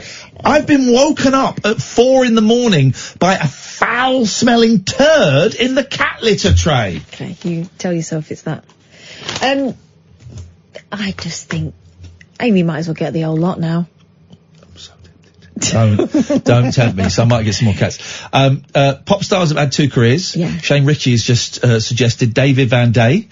From international, and also Shane himself, as we know. Shane himself, international pop star to hot dog vendor. Here's the thing, David Van Day has blocked me on Twitter. Can't handle the truth, can he? Well, I called him out for stealing Bucks Fizz from Bucks Fizz. I'm surprised he didn't like that. He didn't like it, and he popped me on Twitter. Oh man, alive. If you've been blocked by anybody famous on Twitter, please do let me know. Generally, I think most people deserve it. I've blocked so many people. I think most people deserve it because they go, oh, it's just a little bit of bants, and you look into it and they've called them a C or said that their music is rubbish, or, you know, I get it. I get it. People don't need that in their timeline. But if you've ever been blocked by a celebrity, 03444991000 is the telephone number. And we can find out just why you're so objectionable. So we got rock stars that have been murdered. We've got pop stars that have had 2 careers. What have we been? We've done an hour and a half. I have no idea. Let's have a little think during this. Here we go. Whoever this trailer is for, one of our colleagues here, then I'm going to marry them. That's going to be my next wife or my husband. Okay, going to be my second wife or my first husband. Okay, no idea who it is. Should we find out who I'm going to marry next? I can't wait. Let's have a listen. Jacked up jive talk for janitors, jazz cats, and gin-soaked boys and girls. Is that Commando? If you're awake, you're welcome. I've got 5 cactus needles stuck in my... The Late Night Alternative with Iain Lee on Talk Radio. I have an election erection. I'm marrying the GE, the general election. And in 24 hours and 30 minutes, we won't be able to talk about it. Thank God. Me and Kath are having, because we've only just started in broadcasting 3 weeks ago, we're having a chat with one of the management tomorrow about the rules of broadcasting during a general election, because I think I've only been broadcasting during 4 or 5 of them. So it will be good to be told the rules at last. But, yeah, so we're having a little chat about what we can say and what we can't say tomorrow. Kath being all diplomatic here. Yeah, I see why they've got to do it, but... Yeah, because they're in trouble for... No. They're not in trouble for that. Okay. Ixnay on the Ubbles tray. Ubbles tray. I told you we were watching a film the other day. I can't think what it was, but there was some backslang in it. And about 10 seconds after they'd said it, my eldest turned to me and told me what they'd said in backslang. I was so proud. We learnt that I taught them that in Rome, in this lovely Italian restaurant, and I've sat there teaching them backslang. And it blew their mind, and we can do it fairly quickly. I can't remember what film it was, but we can do it fairly quickly now, and we can have these private little conversations, and there's that lovely moment you say something and they sit there and think, and they go, right, and they think what they're going to say, and then they say, and it's incredible having a little secret language with your kids. It's wonderful. What should we do next? We've got plenty to talk about. Phones are dead, which is fine. Absolutely fine. I did have something I was going to talk about, and I can't think what it was. What should we do? What should we do? What should we do? What were you thinking of talking about? Was it important? I can't remember. I then went off on the cat tangent. It was something before... It was something when you said, can I interrupt? And I said no. Oh, yeah. People were recommending horror films that were rubbish. Right, okay. So, looking for a film that will genuinely scare me, not necessarily horror films. Right, this guy.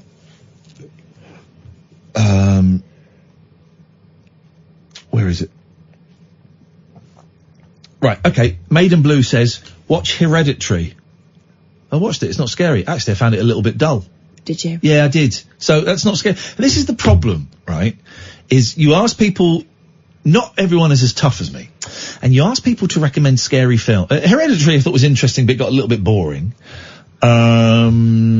Exorcist 3, Maniac with Elijah Wood, The Uninvited, an old black and white proper ghost story. It'll be rubbish. If it's in black and white, it won't be scary. With respect. I'm not one of those that to the olden days. Yeah, I'm not knocking black and white films, right? I love black and white films. I love them.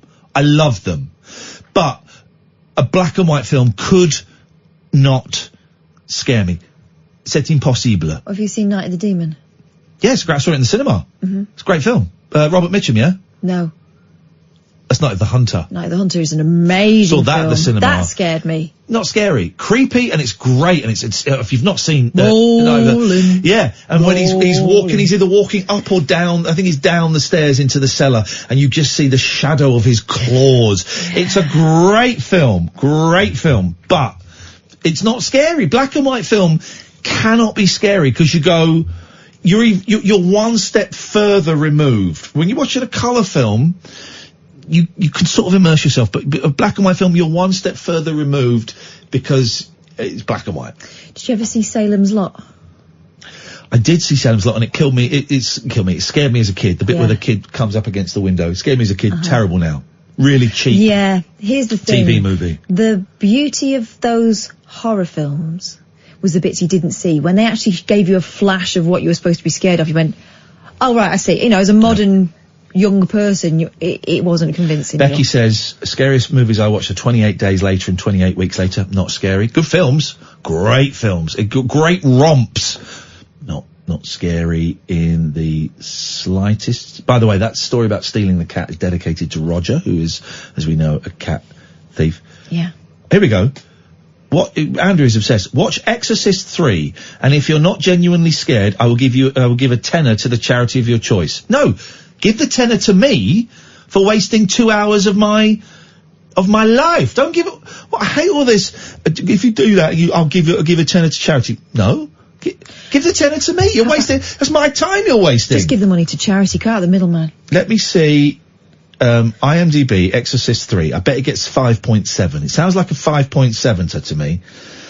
Exorcist 3. 1990.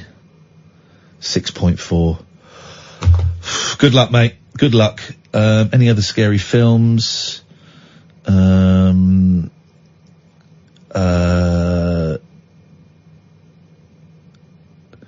Talk radio gets so strange at night and I bloody love it. Talk radio. Also, I expect half of your listeners are blocked by the incompetent James O'Brien at Ainley.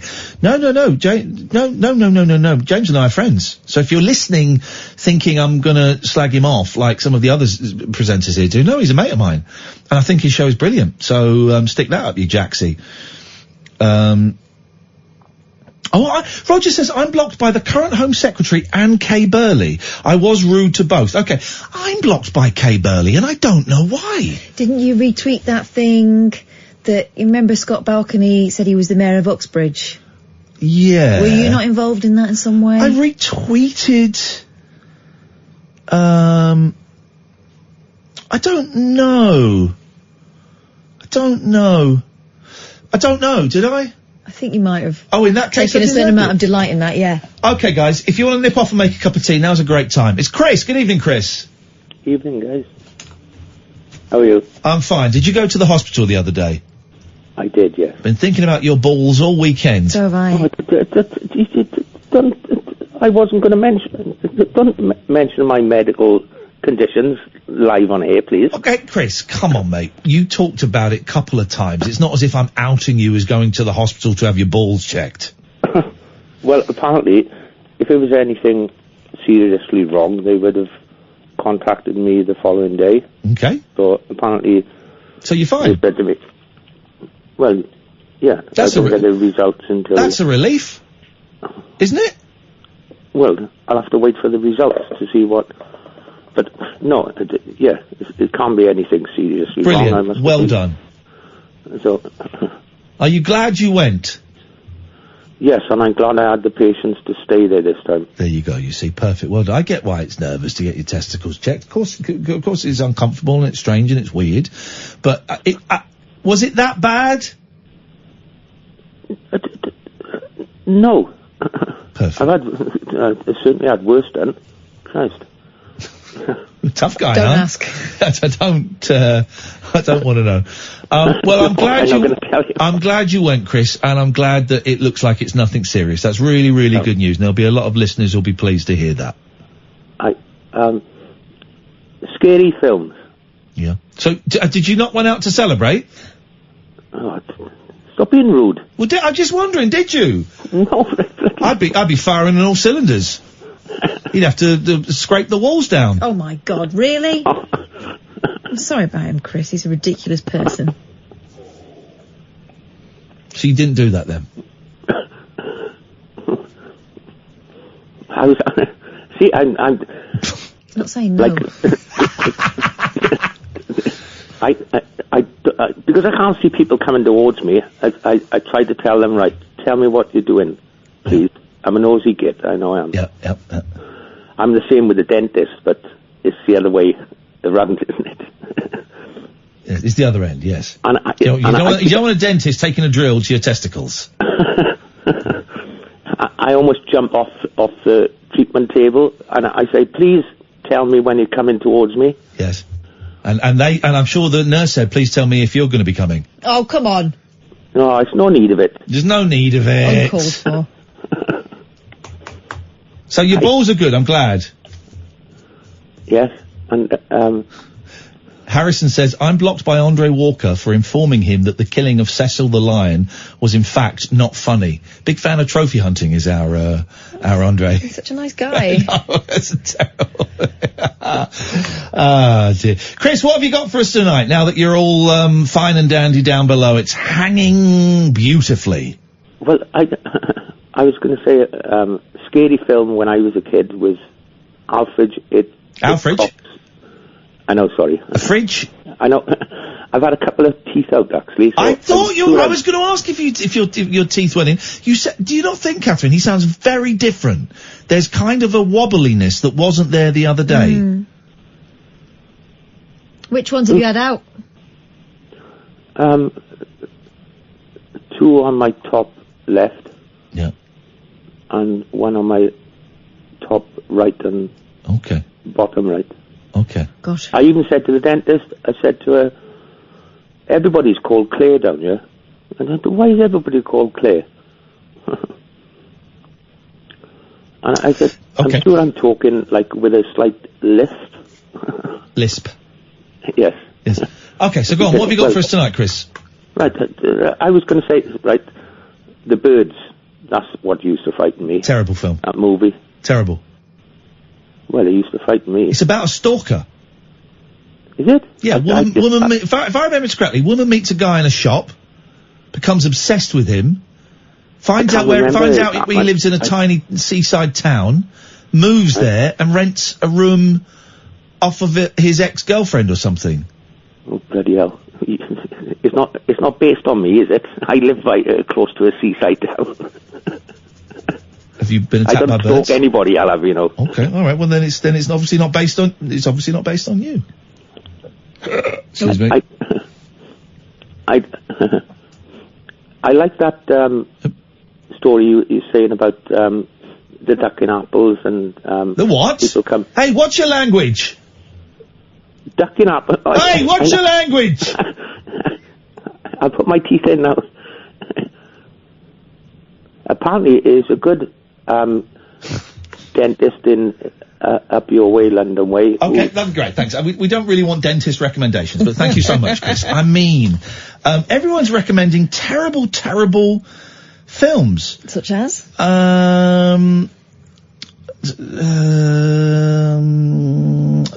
Anthony says Train to Busan, which is a Korean film that's not scary. You watched that earlier this year? Yeah, I watched it. It's not that good. Kim says The Hand That Rocks the Cradle, not scary. Single White Female, not scary. Blair Witch Project, awful. All. 0344 499 1000. This is the late night alternative, weeknights from 10 on Talk Radio. No rules nocturnal nattering for nightbirds, nurses, and Nosferatu. All right, cool. The late night alternative with Iain Lee on Talk Radio. You lot are suggesting the worst films to scare me. Nick says try The Conjuring. I've tried it. It's rubbish. Also, the first couple of Paranormal Activity films are decent. No, they weren't. Andrew says, okay, which films do you consider scary? None! That's the point I'm making. I've not been scared for about 17 years. And if I were to watch those films now, they wouldn't scare me. Wouldn't scare me. That was my leg. Of course it was. I can recreate that. That's my leg. 0344 499 1000. Let's go to Jeffrey. Big up yourself, Jeff. Oh, hello. Big up yourselves, ladies and gents. There we go, Geezer. What have you got for us tonight, sir? Well, Geezer, no. Actually, I probably feel a lot calmer than the last time I spoke to you due to having some kind of strange seizure in the street. Which is unfortunate because it would have been better had I been in bed. But actually, it's about a week ago and I feel like, it's like it must have wiped out a load of excess energy. So actually, you were having a bit of a manic period for those who missed it. I was, before. Yeah. But then it got to the point of stress and it's just like huge epileptic, whatever that is. So where are you now on the scale?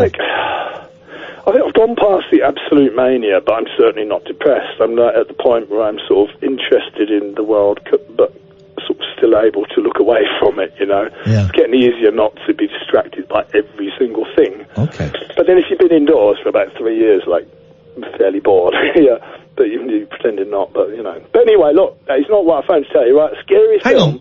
Oh, go on then, go on. What? So you've been indoors for 3 years? Well, yeah, but look, I've been out for a couple of months. Pretty much, yeah. Okay. I mean, like, I've been as far as the local shop. Right, okay. It's been about 3 years, so no, but at times that might be once a week, and it's pretty begrudging at that, you know? Yeah. And not, you know, it's like, oh God, if I go now, like, you know, there's no one. It's just like, I don't, you know, when I'm like that, I don't want to deal with people, and I think the majority people seem to just see that and just like leave me alone for however long that is. Right or wrong, it's it's probably suits me anyway. All right, what are you called in for tonight, Jeffrey? Oh well, look, quick one, scary film. You keep saying on. I reckon the older films are a little bit more scary, so I thought it was a suggestion because it scares the whatever out of me as Gaslight. But that's quite old. That's like 1944. So Black and white film isn't going to do it. Yeah, well, I don't know. It's a psychological sicko film. It's not. There's no gore. There's no. And, it's it doesn't have to be. Yeah, I don't get scared by the gore. No, it's not really. It's just it's like effects. It's just to make it look good. Yeah. No, it's more like it's just very, very disturbing. And if you've ever, I think you deal with people like this on the phone, you must obviously. Well, when you see it, if you ever do, yeah. Anyway, I think that's scary because it's so real, sort of thing. That's where the phrase gaslighting comes from. Yes, that's exactly what. Yes, I know. And I was told to watch this film by a wise old lady. Well, not old, but wiser than me. And a while back now, and I watched her, and I went, I see. Anyway, no, look, here's my nice spin story. It was just a pure fluky, right? Because it had been out a little bit. Oh, hang on a minute. What? Let's just savour the word fluky for a little bit. Isn't it nice? I've not said fluky. I've said fluke. I've not said fluky for ages. Well, sometimes like to get the right kind of luck, you've got to do a bit of the old Dr. Who, isn't it? You need to be a bit fluky. Go on, so what are you fluky about then? Right, I've had a good day, but, not silly good, just like, like art gallery and a little bit of work and just a cheap lunch. So that's kind of nice, chance a couple of old diggers. But anyway. Yes.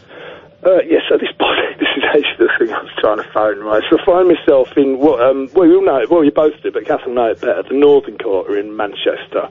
So where you played Affleck's Palace. Yeah. That's the Northern Quarter, right? All that, all them funky bars. Yeah.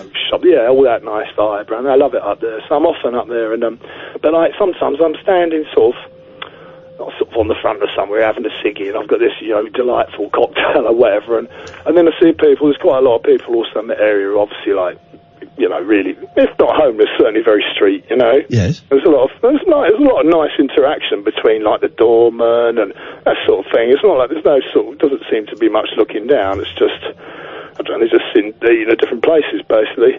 But anyway, I felt a bit, I don't know what the word is, but I felt a bit rough because I'm standing there with this silly drink, fruit and umbrellas everywhere, and feeling a bit la-di-da, because I'm treating myself. A bit la-di-da, yes. Yeah, but it's rare for me, it's like, a lot of people probably in there every night, but literally this is like, it's rare. So, not so much now, but anyway, right, so they're there, and I was like, I really haven't got any money, I shouldn't have even bought these drinks, but I've always got loads of... So you're alright, go on, so what happened? Well, so I had like baccy, and it's like cheap baccy. I just, some bloke gets off a plane. Go on. Yeah, so I'm going to keep nudging you towards the conclusion of this story. Well, it wasn't me who wanted to talk about all the other stuff, but so I said... No, but you'll shut up, go. I passed it over and I said, look, if you want to just take some, and the bloke's like, no, that's all right. I said, no, I'm saying, and I said, look, there must be a few of you in there, just like take some, and because it just felt like, you really, they probably took like £1 worth of baccy if I'm unfortunate, right? So, he goes off and he comes back and he's like, all right. And it's not till today, right, I take that baccy out of my bag, because I usually smoke ciggies or whatever. Yes, and what? Yeah. Right, well, they've put in, right, these homeless guys who like live their really hard life, they put a 50p piece in. Hey. Yeah, and not only that, but it's a bit like, I have to like get the baccy off it and everything, because it's been in there, right? Clear it off, and it's only a Paddington Bear down in London. Huh? They do all these different ones all the time. And I just thought, I'm never going to spend that. That's a nice thing. That's a nice thing, Jeffrey. That's a lovely story. Thank you very much indeed. 0344 499 1000. Now people are suggesting the Babadook. That was rough. I thought Babadook was awful. I know my friend Scott Balcony, literally, this is not a lie, wet his pants and cried. Yeah. Grown man, didn't like completely pee himself, but he soiled himself slightly, and he cried when he watched the Babadook. And if you're on the phone to him and you mention the Babadook, he hangs up. Yeah, he can't discuss it. Yeah. But I thought it was rubbish. It was absolute rubbish. Bonjour, ce soir, le Katia, avec le movie pour la Shit Your Pants. Non. Dans le français. Belgique? Oui, je suis en Belgique. En Belgique? Oui. Mauvais pour la fritane. Pour avec la mode, il monte sur la ground, Voilà. la ghost. Tout à fait. Ouais. Ah oui, tout à fait. Yeah. So, are we done? Are you in Belgium now then? I am. I'm in my mum's house. Good, because it's November the 4th. We've left Europe. We don't want your sort even really listening to this show. This is a British show, and Britain is now closed for business. Do you remember last time we called Katia at her home in Belgium? Katia at her? No, and you were talking about, you were asking her mum about La Chatte. I don't know what you're talking about. Yes, we remember, don't we, Katia? That was a bit rude. It was very rude. That was a bit rude. I want to... is your mum still alive? Your mum is still alive, right? My mum is sleeping. Yeah, right. Well, okay, but is she sleeping or dead? she's sleeping. I'm trying not to... Is she single at the moment? Yes, very much. I want to make love to your mum when she wakes up, and in a completely consensual way, of course. Well... I want to make love to your mum. I want you to call me daddy, and I want to make a little brother or sister for you. Bloody hell. Yeah. No, exactly. That's what I want to do. Very similar to me earlier today about my mum. Katia, my Christmas gift to you is, I know that your father sadly passed away. My Christmas gift to you is a new daddy and a new baby brother or sister. Daddy Ian. Yeah, she's got it. Say it again. Daddy Ian. Yes, Katia, what would you like? Oh, Daddy Ian, so many toys and bits and pieces. I want Barbie doll for Christmas. You're not getting any, Katia, because you know what? Me and your mum hate you. We think you're despicable. We don't want you anywhere near us and our new baby boy, Brian. So get your slinger up, get out of here. We don't like you, Katia. Your mum hates you. She never wants to speak to you again because she wants to make love to me all the time. Yeah. Understandable, absolutely. Anyway, understandable. Yes. I want to get to the crux of this let's see what your crux is. I'm in the dark calling you. This is really weird. Okay. You're telling me. That murdered rock star. Can we come? We're going to go to the news. Can we come to you after the news? Yes, okay. Well, could you say it with a bit of enthusiasm? You're not a real dad. Enthusiasm. Say thank you, Daddy Ian. Okay, Daddy Ian. There we go. Oh, God, that's so wrong. It's not, I want to squeeze in one more quick call before the news, then we'll come back to Katia in a bit. Hello, Diana. Hello, how are you both? Very, very well. Have you just had a spritz, Catherine? No. I just got a waft of a delicious smell. Is that you? Totally me, yeah. Wow, but it's taken 2 hours. I'm just emitting this stuff. It's just my natural... Horny pheromones. Good evening, Diana. What can we do for you, please? I think there's a really spooky vibe tonight on your show. Very spooky vibe tonight. I've often thought that the music business was a very, very dark place. Yep. Is a very dark place. Drugs and black magic are plenty. 3 of the bands who instantly spring to mind for me would be Led Zeppelin. Yeah. They were into black magic, did black magic. The Rolling Stones and the Beach Boys. Yeah. Well, the Beach Boys didn't do black magic, but there was, of course, the old Charlie Manson Connectione. Got very dark for a bit. But the whole music industry, there is a theory that and there are clues to this, and again, I can't Google it, but I've read a book. I started to read a book. That You've read part of a book. The whole of the rap industry, there are like 3 or 4 figures at the top of the rap industry. Yeah. No names, no pack drill. That are into black magic, cocaine, and paedophilia. Wow. And that to become a success in the rap industry, you have to do what these horrible, evil puppet masters say. Didn't Kanye come out and talk about it? Kanye has said a lot of things. Yeah. I'm not very keen on him. Oh, well, I don't really know either way. I'm sure Kanye or someone like that, a rap star, came out and said there's stuff I can't tell you about what's going on in what you got to do to make it in the rap industry, and it was hinting at that. Gosh. 03444991000. Don't libel anybody. Anything else, Diana? Yeah, I always thought that I've got 3 dead rock stars, but I always thought that Mel Evans from the Beatles. Yeah. There's something odd about his death. And also that guy that disappeared from the Manic Street Preachers. Yeah, I tend to think that it was just someone took their own life. Well, yeah, of course well... That's what I think. I don't think he disappeared. I think he did what he did. There's a lot of reggae. I love reggae. There's a lot of reggae singers who've been shot dead, and it's probably to do with drug sadness. Oh, Pete Tosh. Peter Tosh was shot dead, wasn't he? Yeah. King Tubby. And of course, King Tubby. Yeah, okay, wow, what a name. And of course, Bobby Fuller, and of course, Sid Vicious, who's I honestly think his mother gave him a... I thought he killed himself. Anyway, Diana, thank you for that. That's an excellent list. Katia, stay there. We've got Steve. We've got Roger. We might have you. 0344 499 1000. This is Talk Radio. The Late Night Alternative with Iain Lee on Talk Radio. We have ways of making you talk.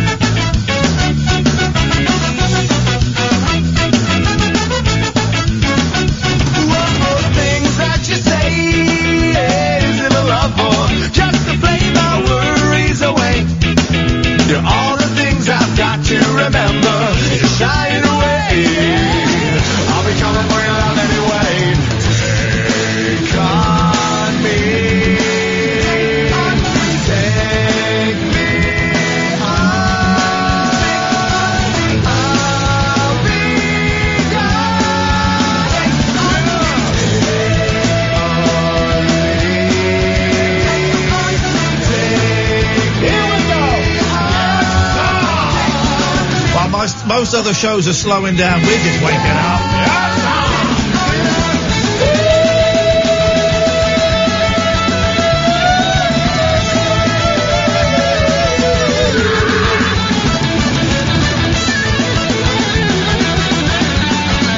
It's the best song on the Samba de Amigo game for the Dreamcast. Yeah, the one with the maracas. Yeah.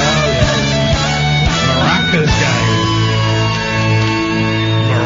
Game on the Dreamcast. Imagine.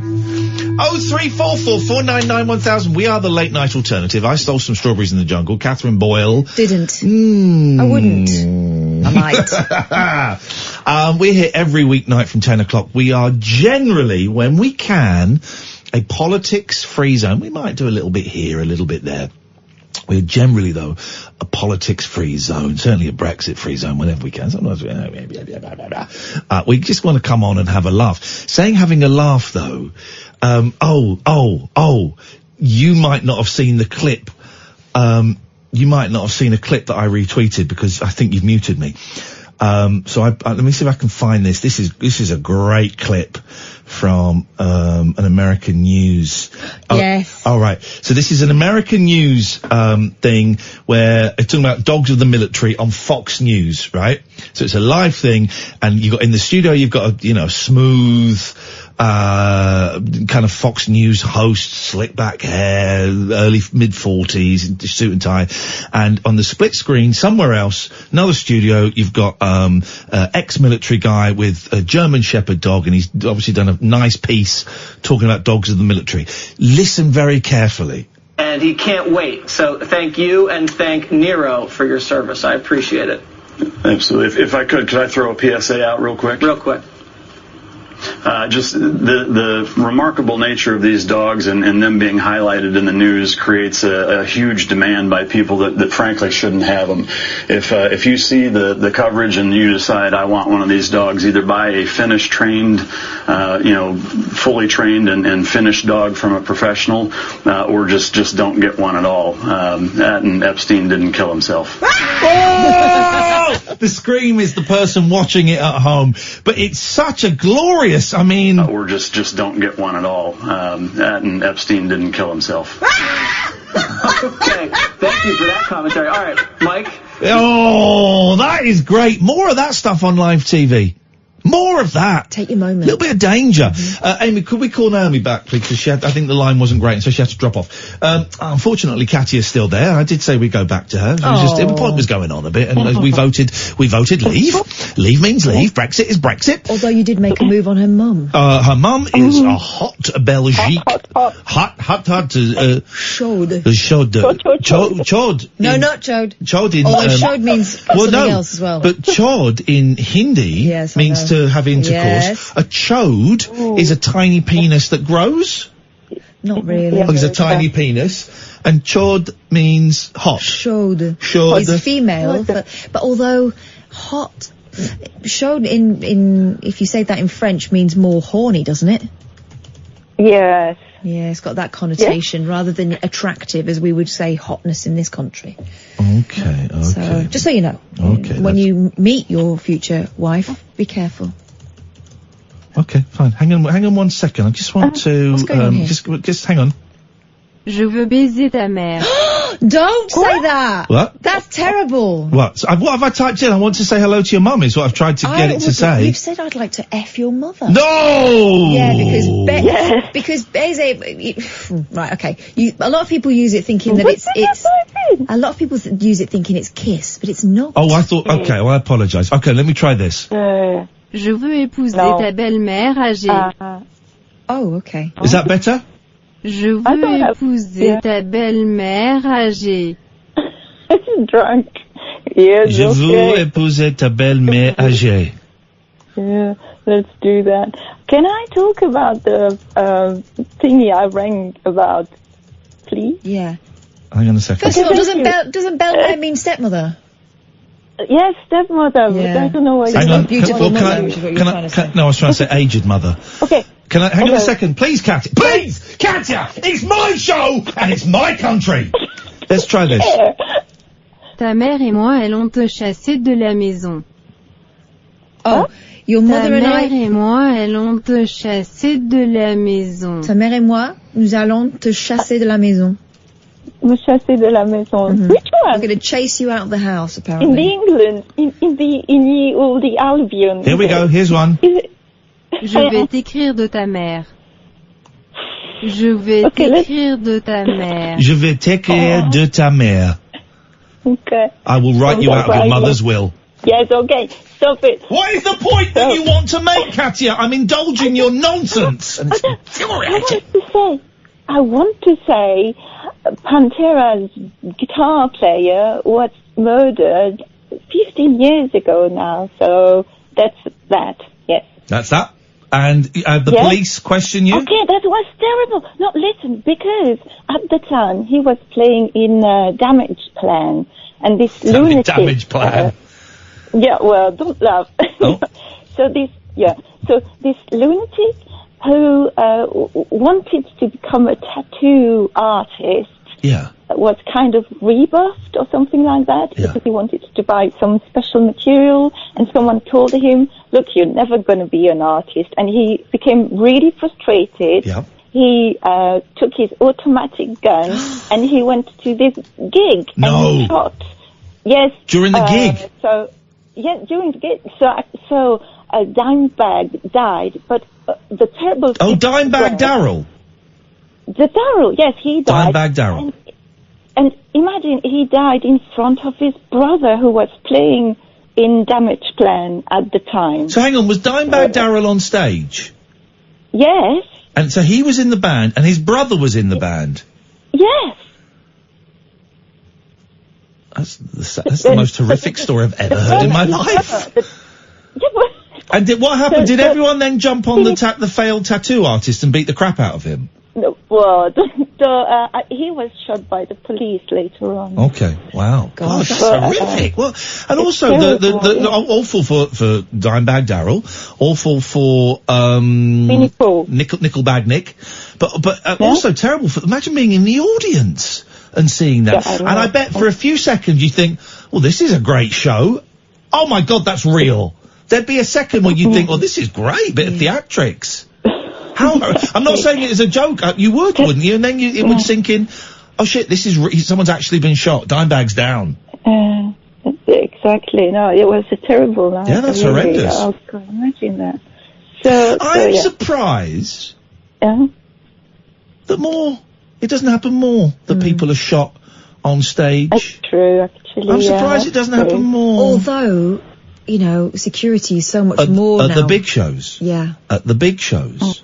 At the very big, you know, at the O2, you're scared, but you get a small club of 500 people, they're not going to have a metal detector. And also in the 70s and 80s, they didn't have that kind of thing going on. I remember, the Beatles' last tour of the States, they were getting lots of death threats from the Ku Klux Klan and white supremacists and things.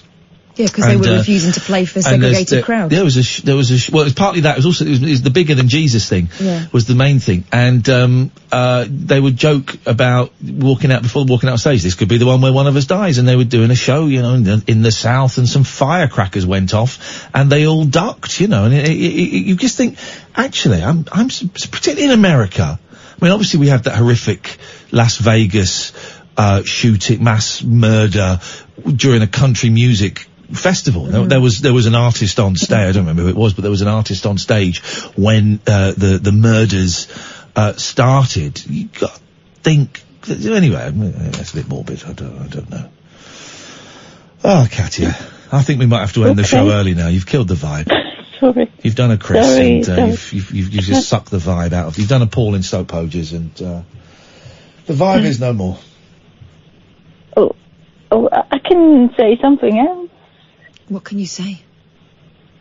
Rock stars that changed job after being rock stars? Yes. Yes. Okay, this guy, so Jim Martin, he was the guitar player in Faith No More. You remember the guy with the big glasses, big red glasses? No, of course we don't remember the guy with the big red glasses in Faith No More. I'm going to nod and smile. I remember the guy with the beard. Okay. Or was that Faith Hill? Was Faith Hill a band? No, Faith Hill is a woman. I'm thinking of Cypress Hill. Yes. All right. I've got a game. Lauryn Hill. We have got to see how many stages we can get to different bands using the thing. So we started with. So I'll start. Faith No More. Catherine. Faithless. What? But that doesn't really. You've now shut her down. What?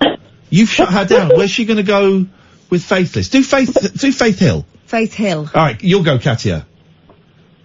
So I have to say Hill something. Or Faith something. What? Oh, okay. It's finished, is it? Faith. Sorry? Sorry? Oh. This is a really simple game. I'll start again. Faith No More? Faith Hill. Faith. Doesn't have to be Faith, it could be Hill. Cypress Hill. Hill. Hill. This is such an easy game. Top of the Hill. It's got to be a band. It can't just be words. A thing. Cypress Hill. Say Cypress Hill. Oh, me. Oh, Cypress Hill. Oh, me. Bless you. Cypress Hill. Okay. Lauren Hill. Hilary Duff. No, I'm not having that. Why? Because Hill and Hillary. No, stop. There's got to be loads of Laurens in pop. Why? You can't have... All right, Hilary Duff. Please be quiet. You can have Duff Hillary. McKagan. Sorry? Duff McKagan. All right. Duffy. Can't come back from a Duffy. Yes, I can. Stephen Tintin Duffy. Oh, yes, the game is opened. What? You got Stephen, you got Tintin, you got Duffy, Katia. There's got to be something in there. Tintin and Milou. No, they're not pop stars. Why don't you think of a famous pop star, Stephen? Steven Tyler. Okay. Tyler Hanson. Okay. I think his name might be Taylor, actually. So let me go back. Tyler, what did you say? Who did you say? Steve Tyler. Steve Tyler. Okay. Stephen. Let me think of a Steve. Okay, hang on. Stevie Nicks. Okay. Stephen Patrick Morrissey. Here we go. We're just going to name Stevens now. No, you got a Patrick there. You got a. She'll just name Stevens because she's annoying. You could go on to just naming racists after that one. I've just.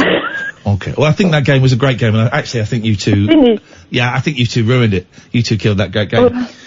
So we'll probably end it there, Katia. Yeah. Okay. Bye bye. Yeah. Bye. Can you tell your mum to tell your mum to WhatsApp me? Yeah. Yeah, I will do. All right. Bye. Yeah. Okay. Yeah. Hang up. Call me by my proper name. Okay, I'm trying to hang up. Call me by my proper name. No. Daddy Iain. Thank you very much indeed. This is Talk Radio. The Late Night Alternative with Iain Lee on Talk Radio. So I know the vibe now. Okay. I've done loads of them just talking about voiceover work. So I know the vibe. Interesting. You know, but you were doing... anyway, let's go to Steve. Good evening, Steve. Evening. You hear me? Yeah. Oh, sorry, mate. Sorry. That's all right. What you got for us, Steve? Rockstar with new jobs. Yeah, go on. Brian Cox. He was in D-Ring. Oh, well played, Steve. Well played, mate. He's got it. Of course. There's another one, of course, isn't there? Go on. Reverend Richard... Coles. Yeah. Similar kind of thing. You know, gone from... Well, similar, but also the opposite. Went from a keyboard, playing role in a synth band to being God, talking about God, being a priest. And your fella, Cox, of course, has gone... the other end of the extreme, or maybe it's the same thing, being a physicist. That's a great one. That's an amazing turnaround for careers. D-Ream, of course, the big hit was Things Can Only Get Better. Now, we're not allowed... Cox spends all his time telling us that we're doomed and we're spinning towards We're not allowed to Google it. We're not allowed to Google this, Steve. So I'm wondering if the three of us can, between us... remember what the follow-up was to Things Can Only Get Better by D-Ream. They had a follow-up. I remember seeing them on the telly. It of course, went nowhere near as... Do you remember it, Steve? Not allowed to Google it tonight. No Google. No, I can't. I can remember them being on, like, a Saturday morning kid show playing it, and it just being... Things Can Only Get Better is triumphant. What a chorus.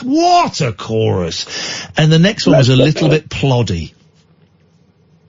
Yeah, I can't play it. I remember the lead singer was called Peter Curran, is it? Yeah, very short hair and suits, checked suits. Yeah. 03444991000 if you know what don't Google it, what the follow-up to Things Can Only Get Better by D-Ream. I mean, terrible name for a band, but, great turnaround. Anything else, Steve? Scary movies. Oh, yeah, please. Think about this, man. Think about this, because I'm getting people suggesting The Exorcist 3 and The Babadook. No. The one that did it for me was Nightmare on Elm Street. Come on, mate. You're kidding, man. That's a comedy, isn't it? No, well, I know. Go on, tell me the idea of... Go on. It was the idea of being in your psyche, and was it real, was it not real, when the room filled up with blood upside down? I think the first one, actually... Only the first one. The rest are all pants. They became a joke afterwards. That film upset me, the part where she's in the bath and his hand comes up between her legs and he's got the knives on his hand. That's terrifying. Oh, here's something. I may not have actually seen it. I've seen the one that's got a bit in 3D. No. But I don't think I've seen the first Nightmare on Elm Street. It's totally, that did it for me. Okay. All right. But back in the day. I think the 80s scary movies don't stand up as well as perhaps 70s scary movies do. There was always a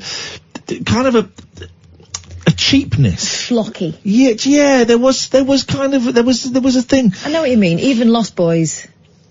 Oh, that wasn't scary. That was a comedy, wasn't it? Well, kind of was, but kind of wasn't. It's like they went for the scary and then they backed off a bit and went, we're only joking, we know this is ridiculous. I remember as a kid, as a young man, a teenager, being scared by Flatliners. Yeah. Flatliners was... Faith. I don't remember it well enough to... I'm not going to repeat what the girl said, the rest of what she said on that train. Steve, excellent suggestions, and that Brian Cox was an absolute winner. Thank you very much indeed. 0344 499 1000. Keep hanging on if you're hanging on. It's been a busy old night on the phones tonight. Good evening, Naomi. Evening. Oh, good morning. It's good. I've not been for a sleep, so it's good evening. Fair enough. It's good evening for us both.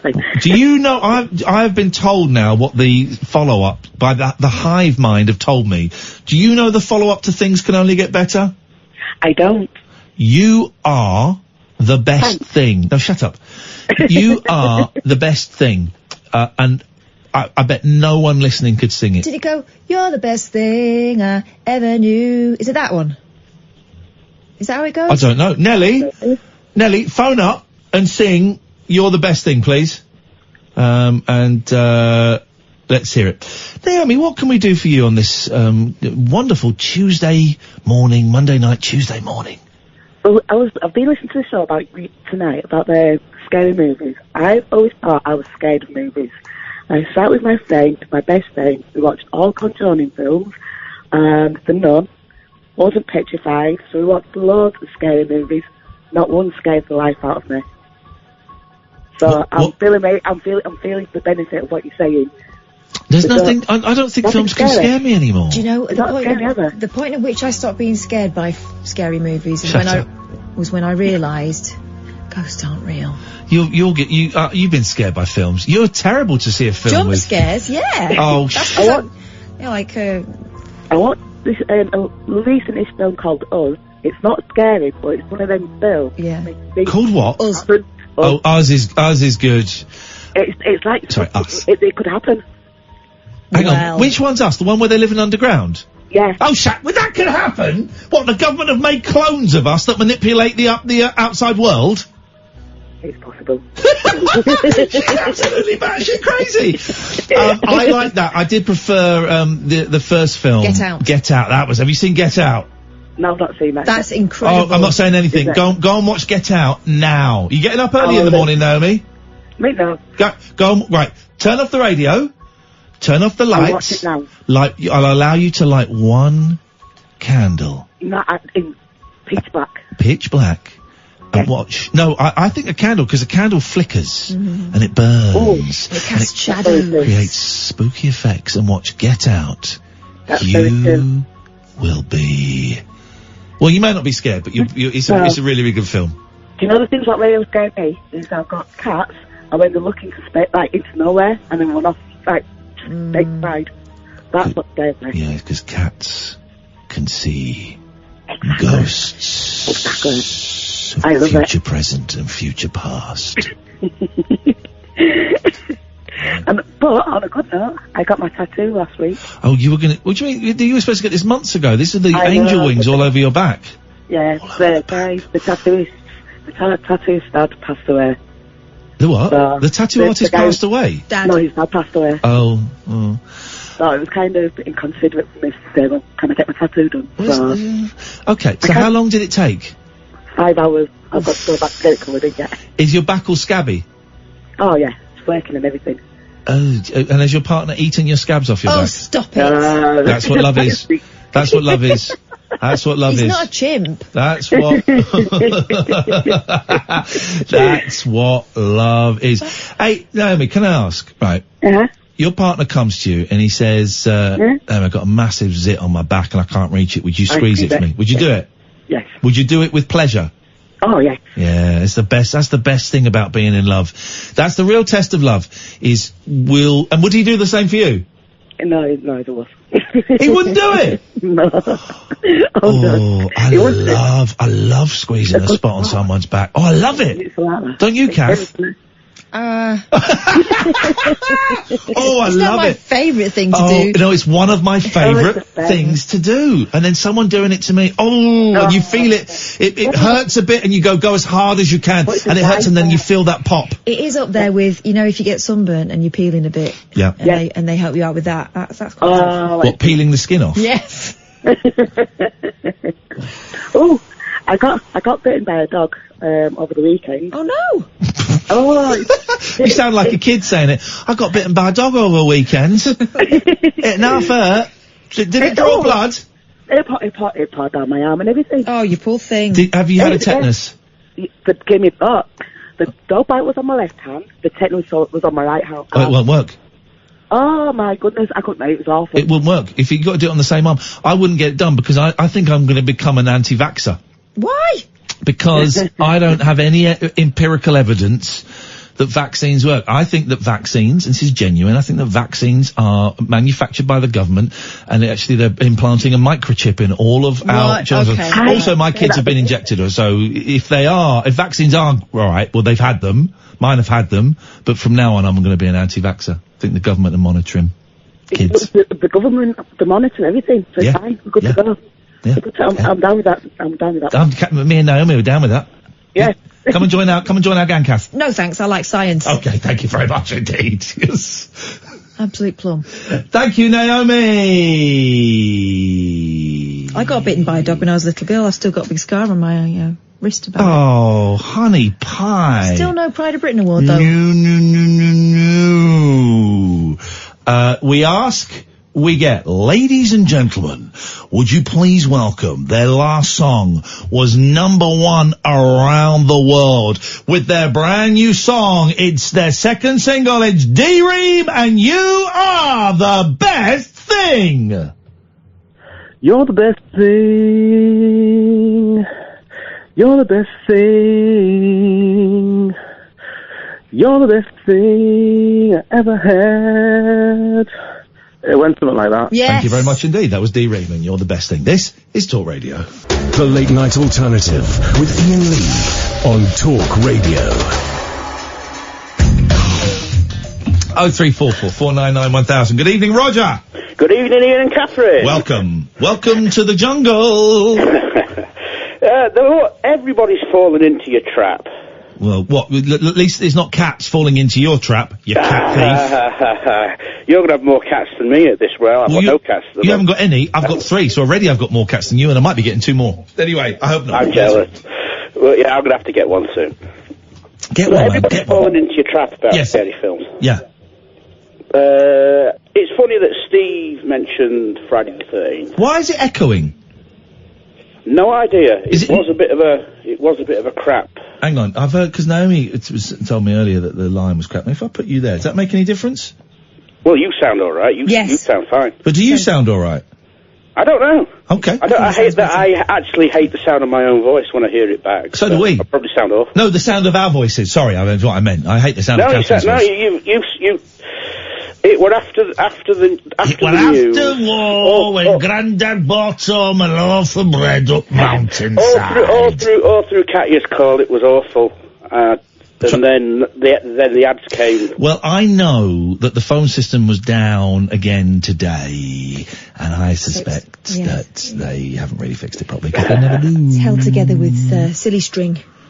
But as I was saying, it's funny that Steve mentioned Friday the 13th, because I can remember watching that. He didn't. Or I think it was probably around. He didn't mention Friday the 13th. He mentioned Nightmare on Elm Street. Nightmare on Elm Street, that's it. Oh, God. Nightmare on Elm Street. Come on, you druggie. I think I watched that 12, 13. Yeah. Did you wait yourself? With my mum, and absolutely terrified as both. But watching it now, nah, it's not scary. No, this is the thing, man. I don't think I can ever... Threads, someone said Threads. Yeah, Threads isn't scary. I found it really, really upsetting and depressing. More of an existential. Yeah. It's horror, more than scary. Yeah. How that came close to happening. Yeah. Well, then there's Mikhail Gorbachev is on the old, for some reason has come out and has warned people that nuclear war is going to happen. But have you seen the state of Mikhail Gorbachev recently? I think he's probably about 90. Yeah, well, he looks awful. Cutting some slack. I'm not going to cut a 90-year-old some slack. I'm going to judge them by the standards what is going on with this line? I don't know. Oh, well. But, I find games much more scary than films. Oh, no, I don't buy this. I've never been scared by a video game. Well, you haven't played the right video game. Yes, I have. The really scary ones, I think, would bore you. What, like Silent Hill? Not scary. Okay. Any of the Resident Evils? Resident Evil 7. Oh, jeez. The last one was rubbish. I loved Resident Evil 7. Okay. Name one scary game. Alien Isolation. Absolutely terrifying. But they're not, though. Yes, they are. Why? Stick a game on, turn the lights out, no interruptions. Yeah. And if you get absorbed into it, as I said, that's why one of the reasons why I don't stream certain types of games, because you cry too much. Streaming can just take your way out of it. Yeah, it's true. That's true.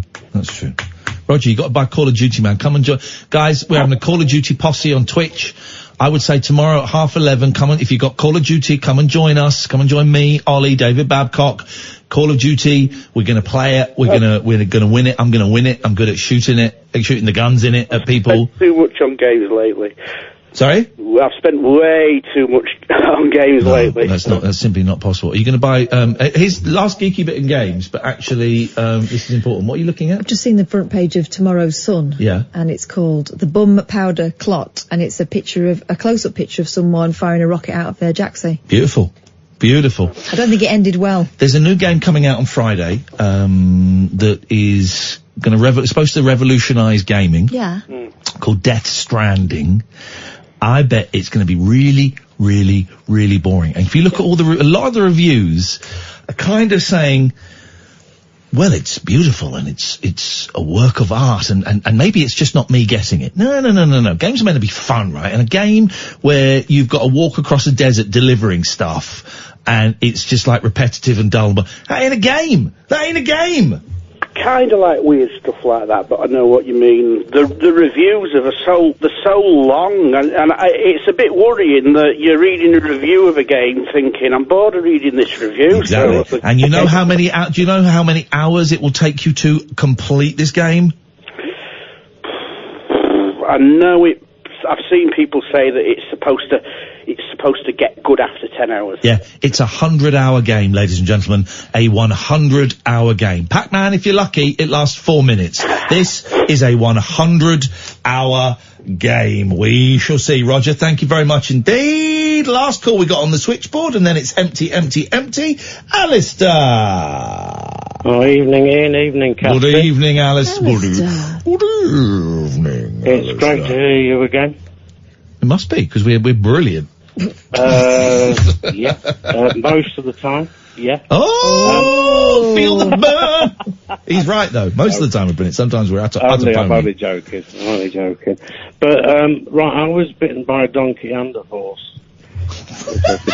What were you doing to them? And why were they in the same room? I wasn't expecting that!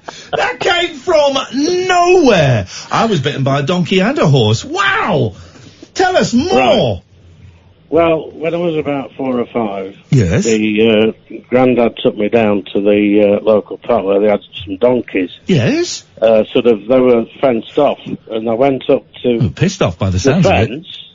And this donkey came over and just bit me. Oh. Mate. Where's the justice in that? There's no justice. But hang on, but then a horse bit you? Yeah, so now I'm about 11, and we went to Scotland to Pitlochry on a holiday, family holiday, and parents thought, well, let's go pony trekking, and because I was the smallest, I was put at the front of the line, and this horse kept looking at me a bit strange, and then all of a sudden, his head turned to me. My arm was there. He picked me up by the arm and cast me aside. Oh, tossed by a horse. Tossed by a horse. Wowzers. It was very painful as well. I bet it was, man. That sounds horrendous. Yeah. Gosh. So I was just reminded of that when that lady said that lady said that she was bitten by a dog. Yeah, there you go. Anything else? Yeah, Alien, when I first watched it in the cinema, was scary for me. Yeah. When it came out, what do you think, Ian? I didn't see Alien until about 5 or 6 years ago. I was quite late to Alien, and by that point, I did show my boys the famous stomach scene a couple of weeks ago, and they thought it was funny. But I wasn't scared by it. I wasn't scared by it, and I guess the twist. But I do. My favourite Alien film is the one where they're on a prison planet. Oh yes, yeah. That's my favourite. Yeah. I think Alien's a belting film. Yeah. They mostly come at night, mostly. She's the scariest thing in it. That kid. I think the way that Ridley Scott shot the film, because in the first one he actually didn't show the alien at all very much, and I think that's what makes it a little bit scary. That's what makes it a little bit spooky. But, anyway, I've only just wanted to say that if I don't make it to Brighton on Saturday, I'll offer my apologies now. What the hell? What's going on? Well, I've got everything booked: train, hotel, ticket. But the way I'm feeling at the moment, I'm not sure I can. Hey man, how you feeling? What? Physically or mentally or what? Mentally, the train journey really. Hey, how long's it going to be? Quite a way. Huh? How long's it going to be? I think it's about 6 hours. Oh, blimey, Alistair. Uh-huh. We're coming nearer. There must be gigs nearer to you. Birmingham's got to be nearer to you. Birmingham's probably, that's next year. Yeah, I'll probably try that. But I'm not saying that I'm definitely not coming, I'm just saying... Alright, well listen, if you don't come, we won't think any less of you. Let me just say, as far as I know, Jake Shillingford from My Life Story and Saffron from Republica could well be in the audience that night on Saturday in Brighton. That's all I'm saying. Right, well, I'm not making any decision until No, don't. probably Listen, a couple of days before. Dude, even if you make the decision on the day, you do whatever you have to do is the best for you. If you come, be brilliant to see you. If you don't come, well, then we know that, we won't think any less of you, mate, alright? Yeah, and if I don't come, I'll try and ring. Alright, yeah, give us a call, of course. I forgot that it's a pop-up phone-in show, so people can phone in. Take care of yourself, mate. And you. Thanks, Alistair. See you later on. Thank you. It's a long old journey. I do like long train journeys, but I bet there's probably a lot of changes there as well. Yeah. You do whatever you need to do, Alistair. The switchboard is empty. Tell you what, for the last 20 minutes, we'll take calls straight to air. Let's do that before Daryl comes in at 1 o'clock. This is the late night alternative. It's chugging along quite nicely for a Monday. What do you think, Catherine? Choo-choo. There we go. That's a chug noise. The Late Night Alternative with Iain Lee. On air and off the leash. On Talk Radio. I've just seen that Mike Nesmith and Mickey Dolenz are doing some shows next year in the States. They said they'd never do it again, that was it. But they're doing some shows. And you know what? I might go over there and see them.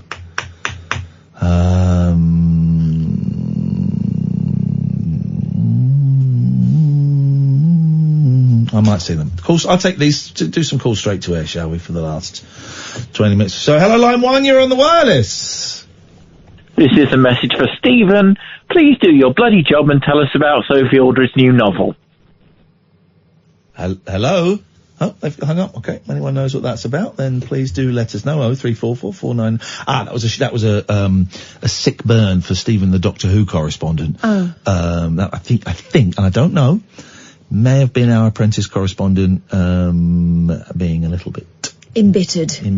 Hello, line 2, you're on the wireless. Hello, Ian Lee and Catherine Boyle. I've just realized that I have never before told you my name. Well, I am Gerald 2.0. The first version of me was destroyed because it was shit. Meet my lover, Sharon 3.6. Hello, Iain Lee and Catherine Boyle. Are you ready, babe? Yeah, let's do it. Hit it. Islands in the stream. Islands in the stream. That is what we are. No one in between. How can we be wrong? Sail away with me to another world, and we rely on each other.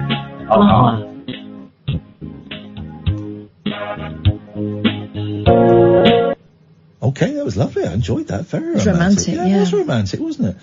Let's go to line 1. You're on the wireless. What's this the theme to? Is it The Prisoner?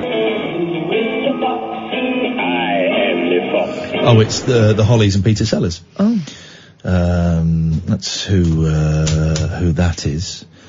0344 499 1000 is the phone number. Oh, if you pre-ordered the 7-inch single, we now have the 7-inch singles.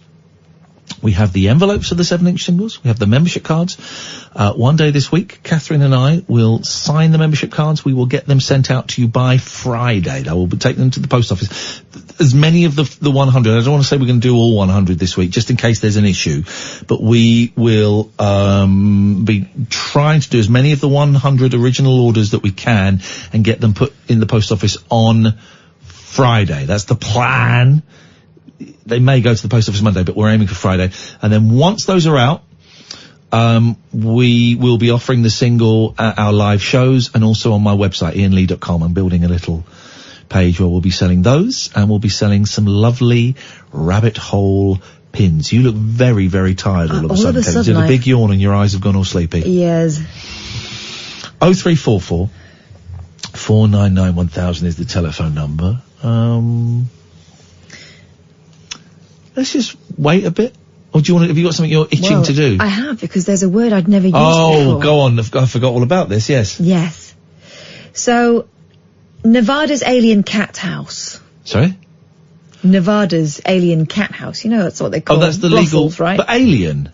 It's called Alien Cat House. It's to differentiate itself from the Bunny Ranch. Okay, right, okay. Nevada's Alien Cat House has always offered an out-of-this-world experience to its clients. In all those movies from the 80s, like The Best Little Whorehouse in Texas, and all those films where Burt Reynolds goes and pays for sex, those whores, and I use the term because they all seem to love their job. A little slap on the bum as they run upstairs to the bedroom to engage in paid-for sex. There's none of that misery that we associate with sex work these days. None of that, oh my God, I'm doing this to feed my kids or feed my drug habit or to help pay my way through college. They're loving it. No dead-eyed reluctance there. They're all loving it. They would do it for nothing. They would do it for nothing.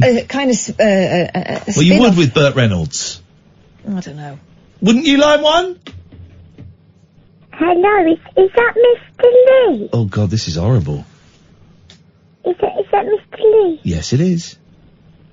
Hello, Mr. Lee. You came to see me today. Oh, my babies! Hi! My babies. Hello, how are you doing? Well, I'm a bit worried that you might not come back and get me and my brother. I'm waiting for a phone call. If I get the phone call tomorrow, then, God damn it, I'm going to be there as soon as I can, my little babies. Do you promise me? Do you promise me? Because my brother said if that other person comes, he's going to poo in their shoes. Okay, well, you don't want any pooing and shoeing. Well, I hope she take her shoes off. Thank you. I'll be there as soon as I can. Let me just take these calls quickly. Line 3, you're on the wireless. Hello. Hello, line 3. My name's Paul. Hello, Paul. Hello. I want to tell you about... Paul, did we speak earlier?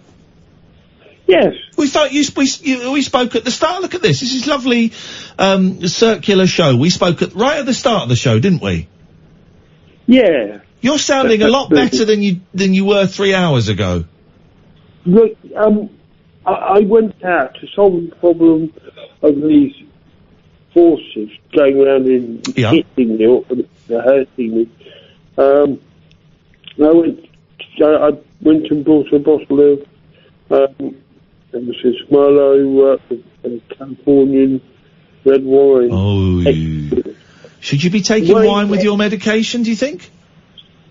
Well, yes. I realise for a less experience it's possible. All right. Well, you should follow your doctor's instructions.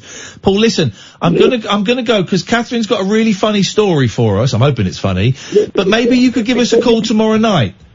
Yeah, but before you go, please, if you know anybody called Ron Grafford, the psychoanalyst, please get him to contact me as soon as possible. I will see if I can do that, but I can't promise I'll be able to, Paul. But I'll have a look, but I can't promise I'll be able to get him to contact you. Okay? Okay. All right. Thank you, Paul. I appreciate that, mate. Thank you. He sounds a lot better than he did earlier. Go on, tell us the story.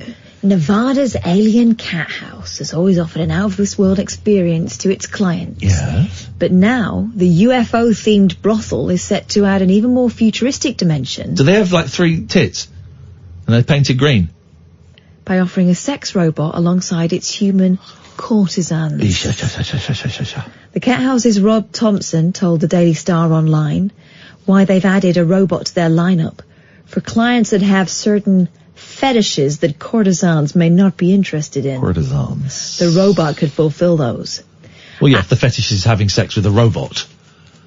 Although if you get, like, a sexy lady and just put some bolts on her neck, and every now and then she has to stop, get some WD-40. Or play that music.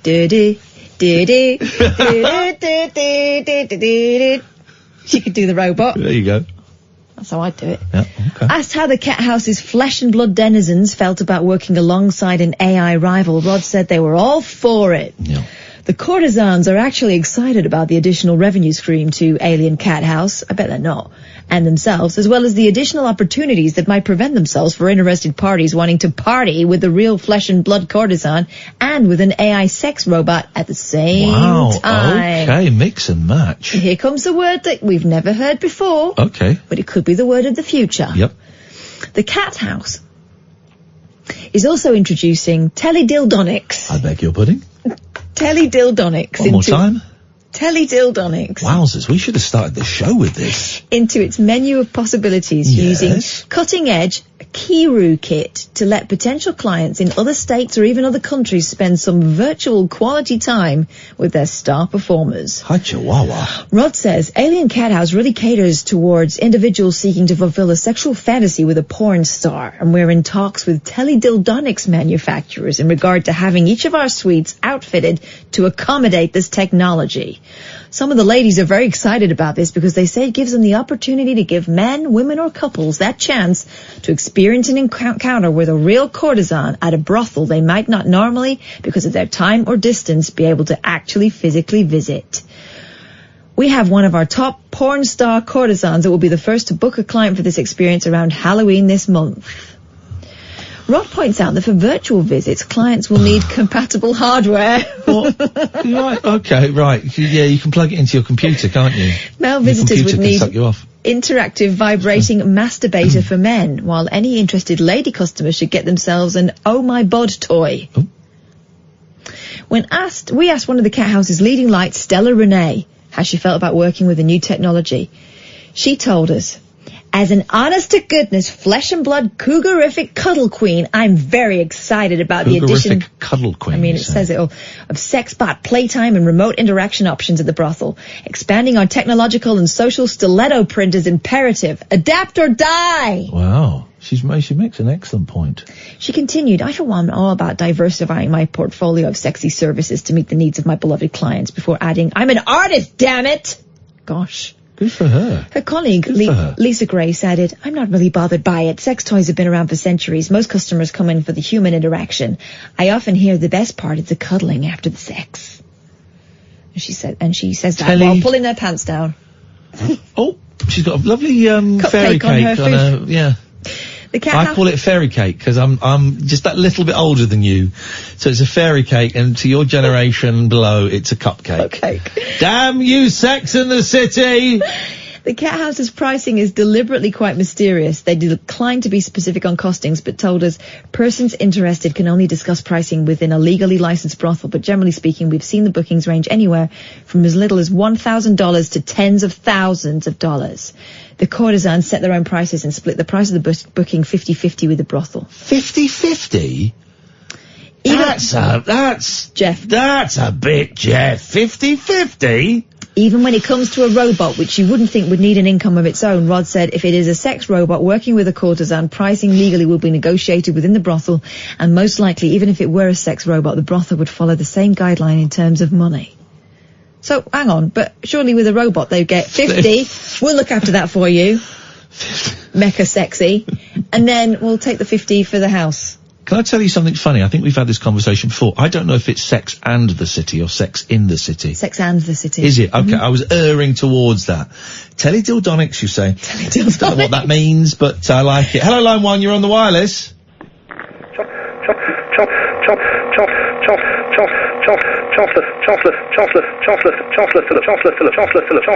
I don't know where that felt like that was going to go somewhere rude there. I don't know what I don't know if it was or not. Those calls intrigue me. Hello, line 2, you're on the wireless.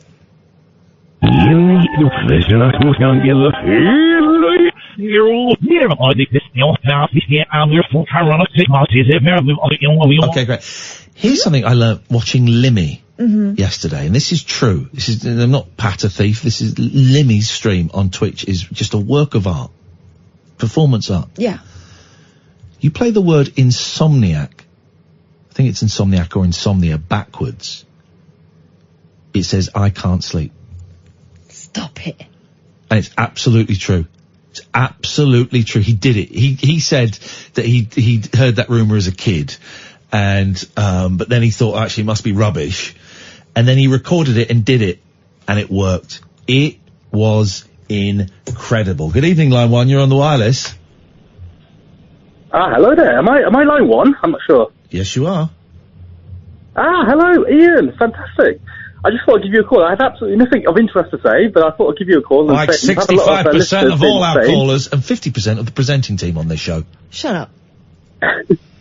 Hello there.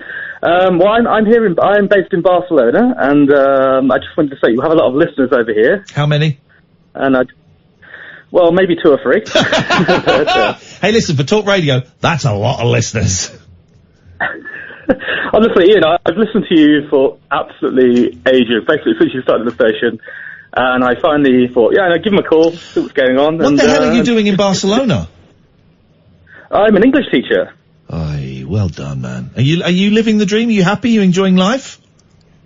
Oh, I love it, man. I absolutely love it. Yeah, I've been over here 3 years now. I just sort of work with businesses, like teaching over here. Absolutely love it. Brilliant. Brilliant. Well, there you go. But yeah. Listen, give us a call earlier in the show. We're coming to the end of the show. Daryl's coming in a second, so we have to say goodbye. But what's your name, my friend? Rob. Rob, give us a call earlier in the show next time and we'll have a proper chat.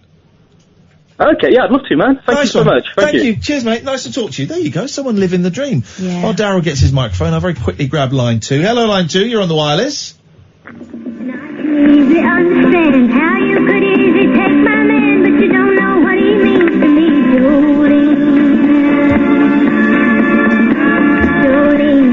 Didn't she write Jolene on the same day that she wrote I Will Always Love You? Did she? And she wrote another one. She wrote three classics on the same day. The woman's a genius. But she doesn't get the respect that, like, Paul McCartney gets for writing Yesterday, or I can't think of any other examples, but because she's a woman because the way she looks. Because she's tiny and got big knockers, and that's the joke, you know. She's written some of the best songs in the world, but yes, Dolly Parton, she's got lovely tits. But I'll research that tomorrow. We're not allowed to use Google tonight, but I will research. She wrote like 3 or 4 classics on one day. Yeah. Hello, Darryl. Hello, Ian. Hello there. Right. Hello, we got 59 is our hard out, sir. That's all right. So sell it, baby. Well, I kept myself among the 50% who have not much to say for themselves, so all good. So it's a couple of hours of just filling time. You're one of the good guys. Filling time. You need to go to the far right.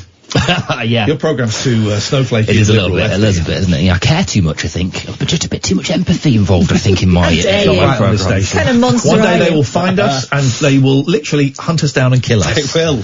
And film it and put it as a viral video. Quite. On the way after 1 o'clock, we're going to be speaking to some people who've achieved an incredible feat of endurance. One woman who's going to trek across the Antarctic, and another guy who's cycled around the world. Incredible stories. Amazing stories. After 1. Is that me? No. We've passed the time. What are you doing? Freaking me out. The Late Night Alternative with Iain Lee on Talk Radio.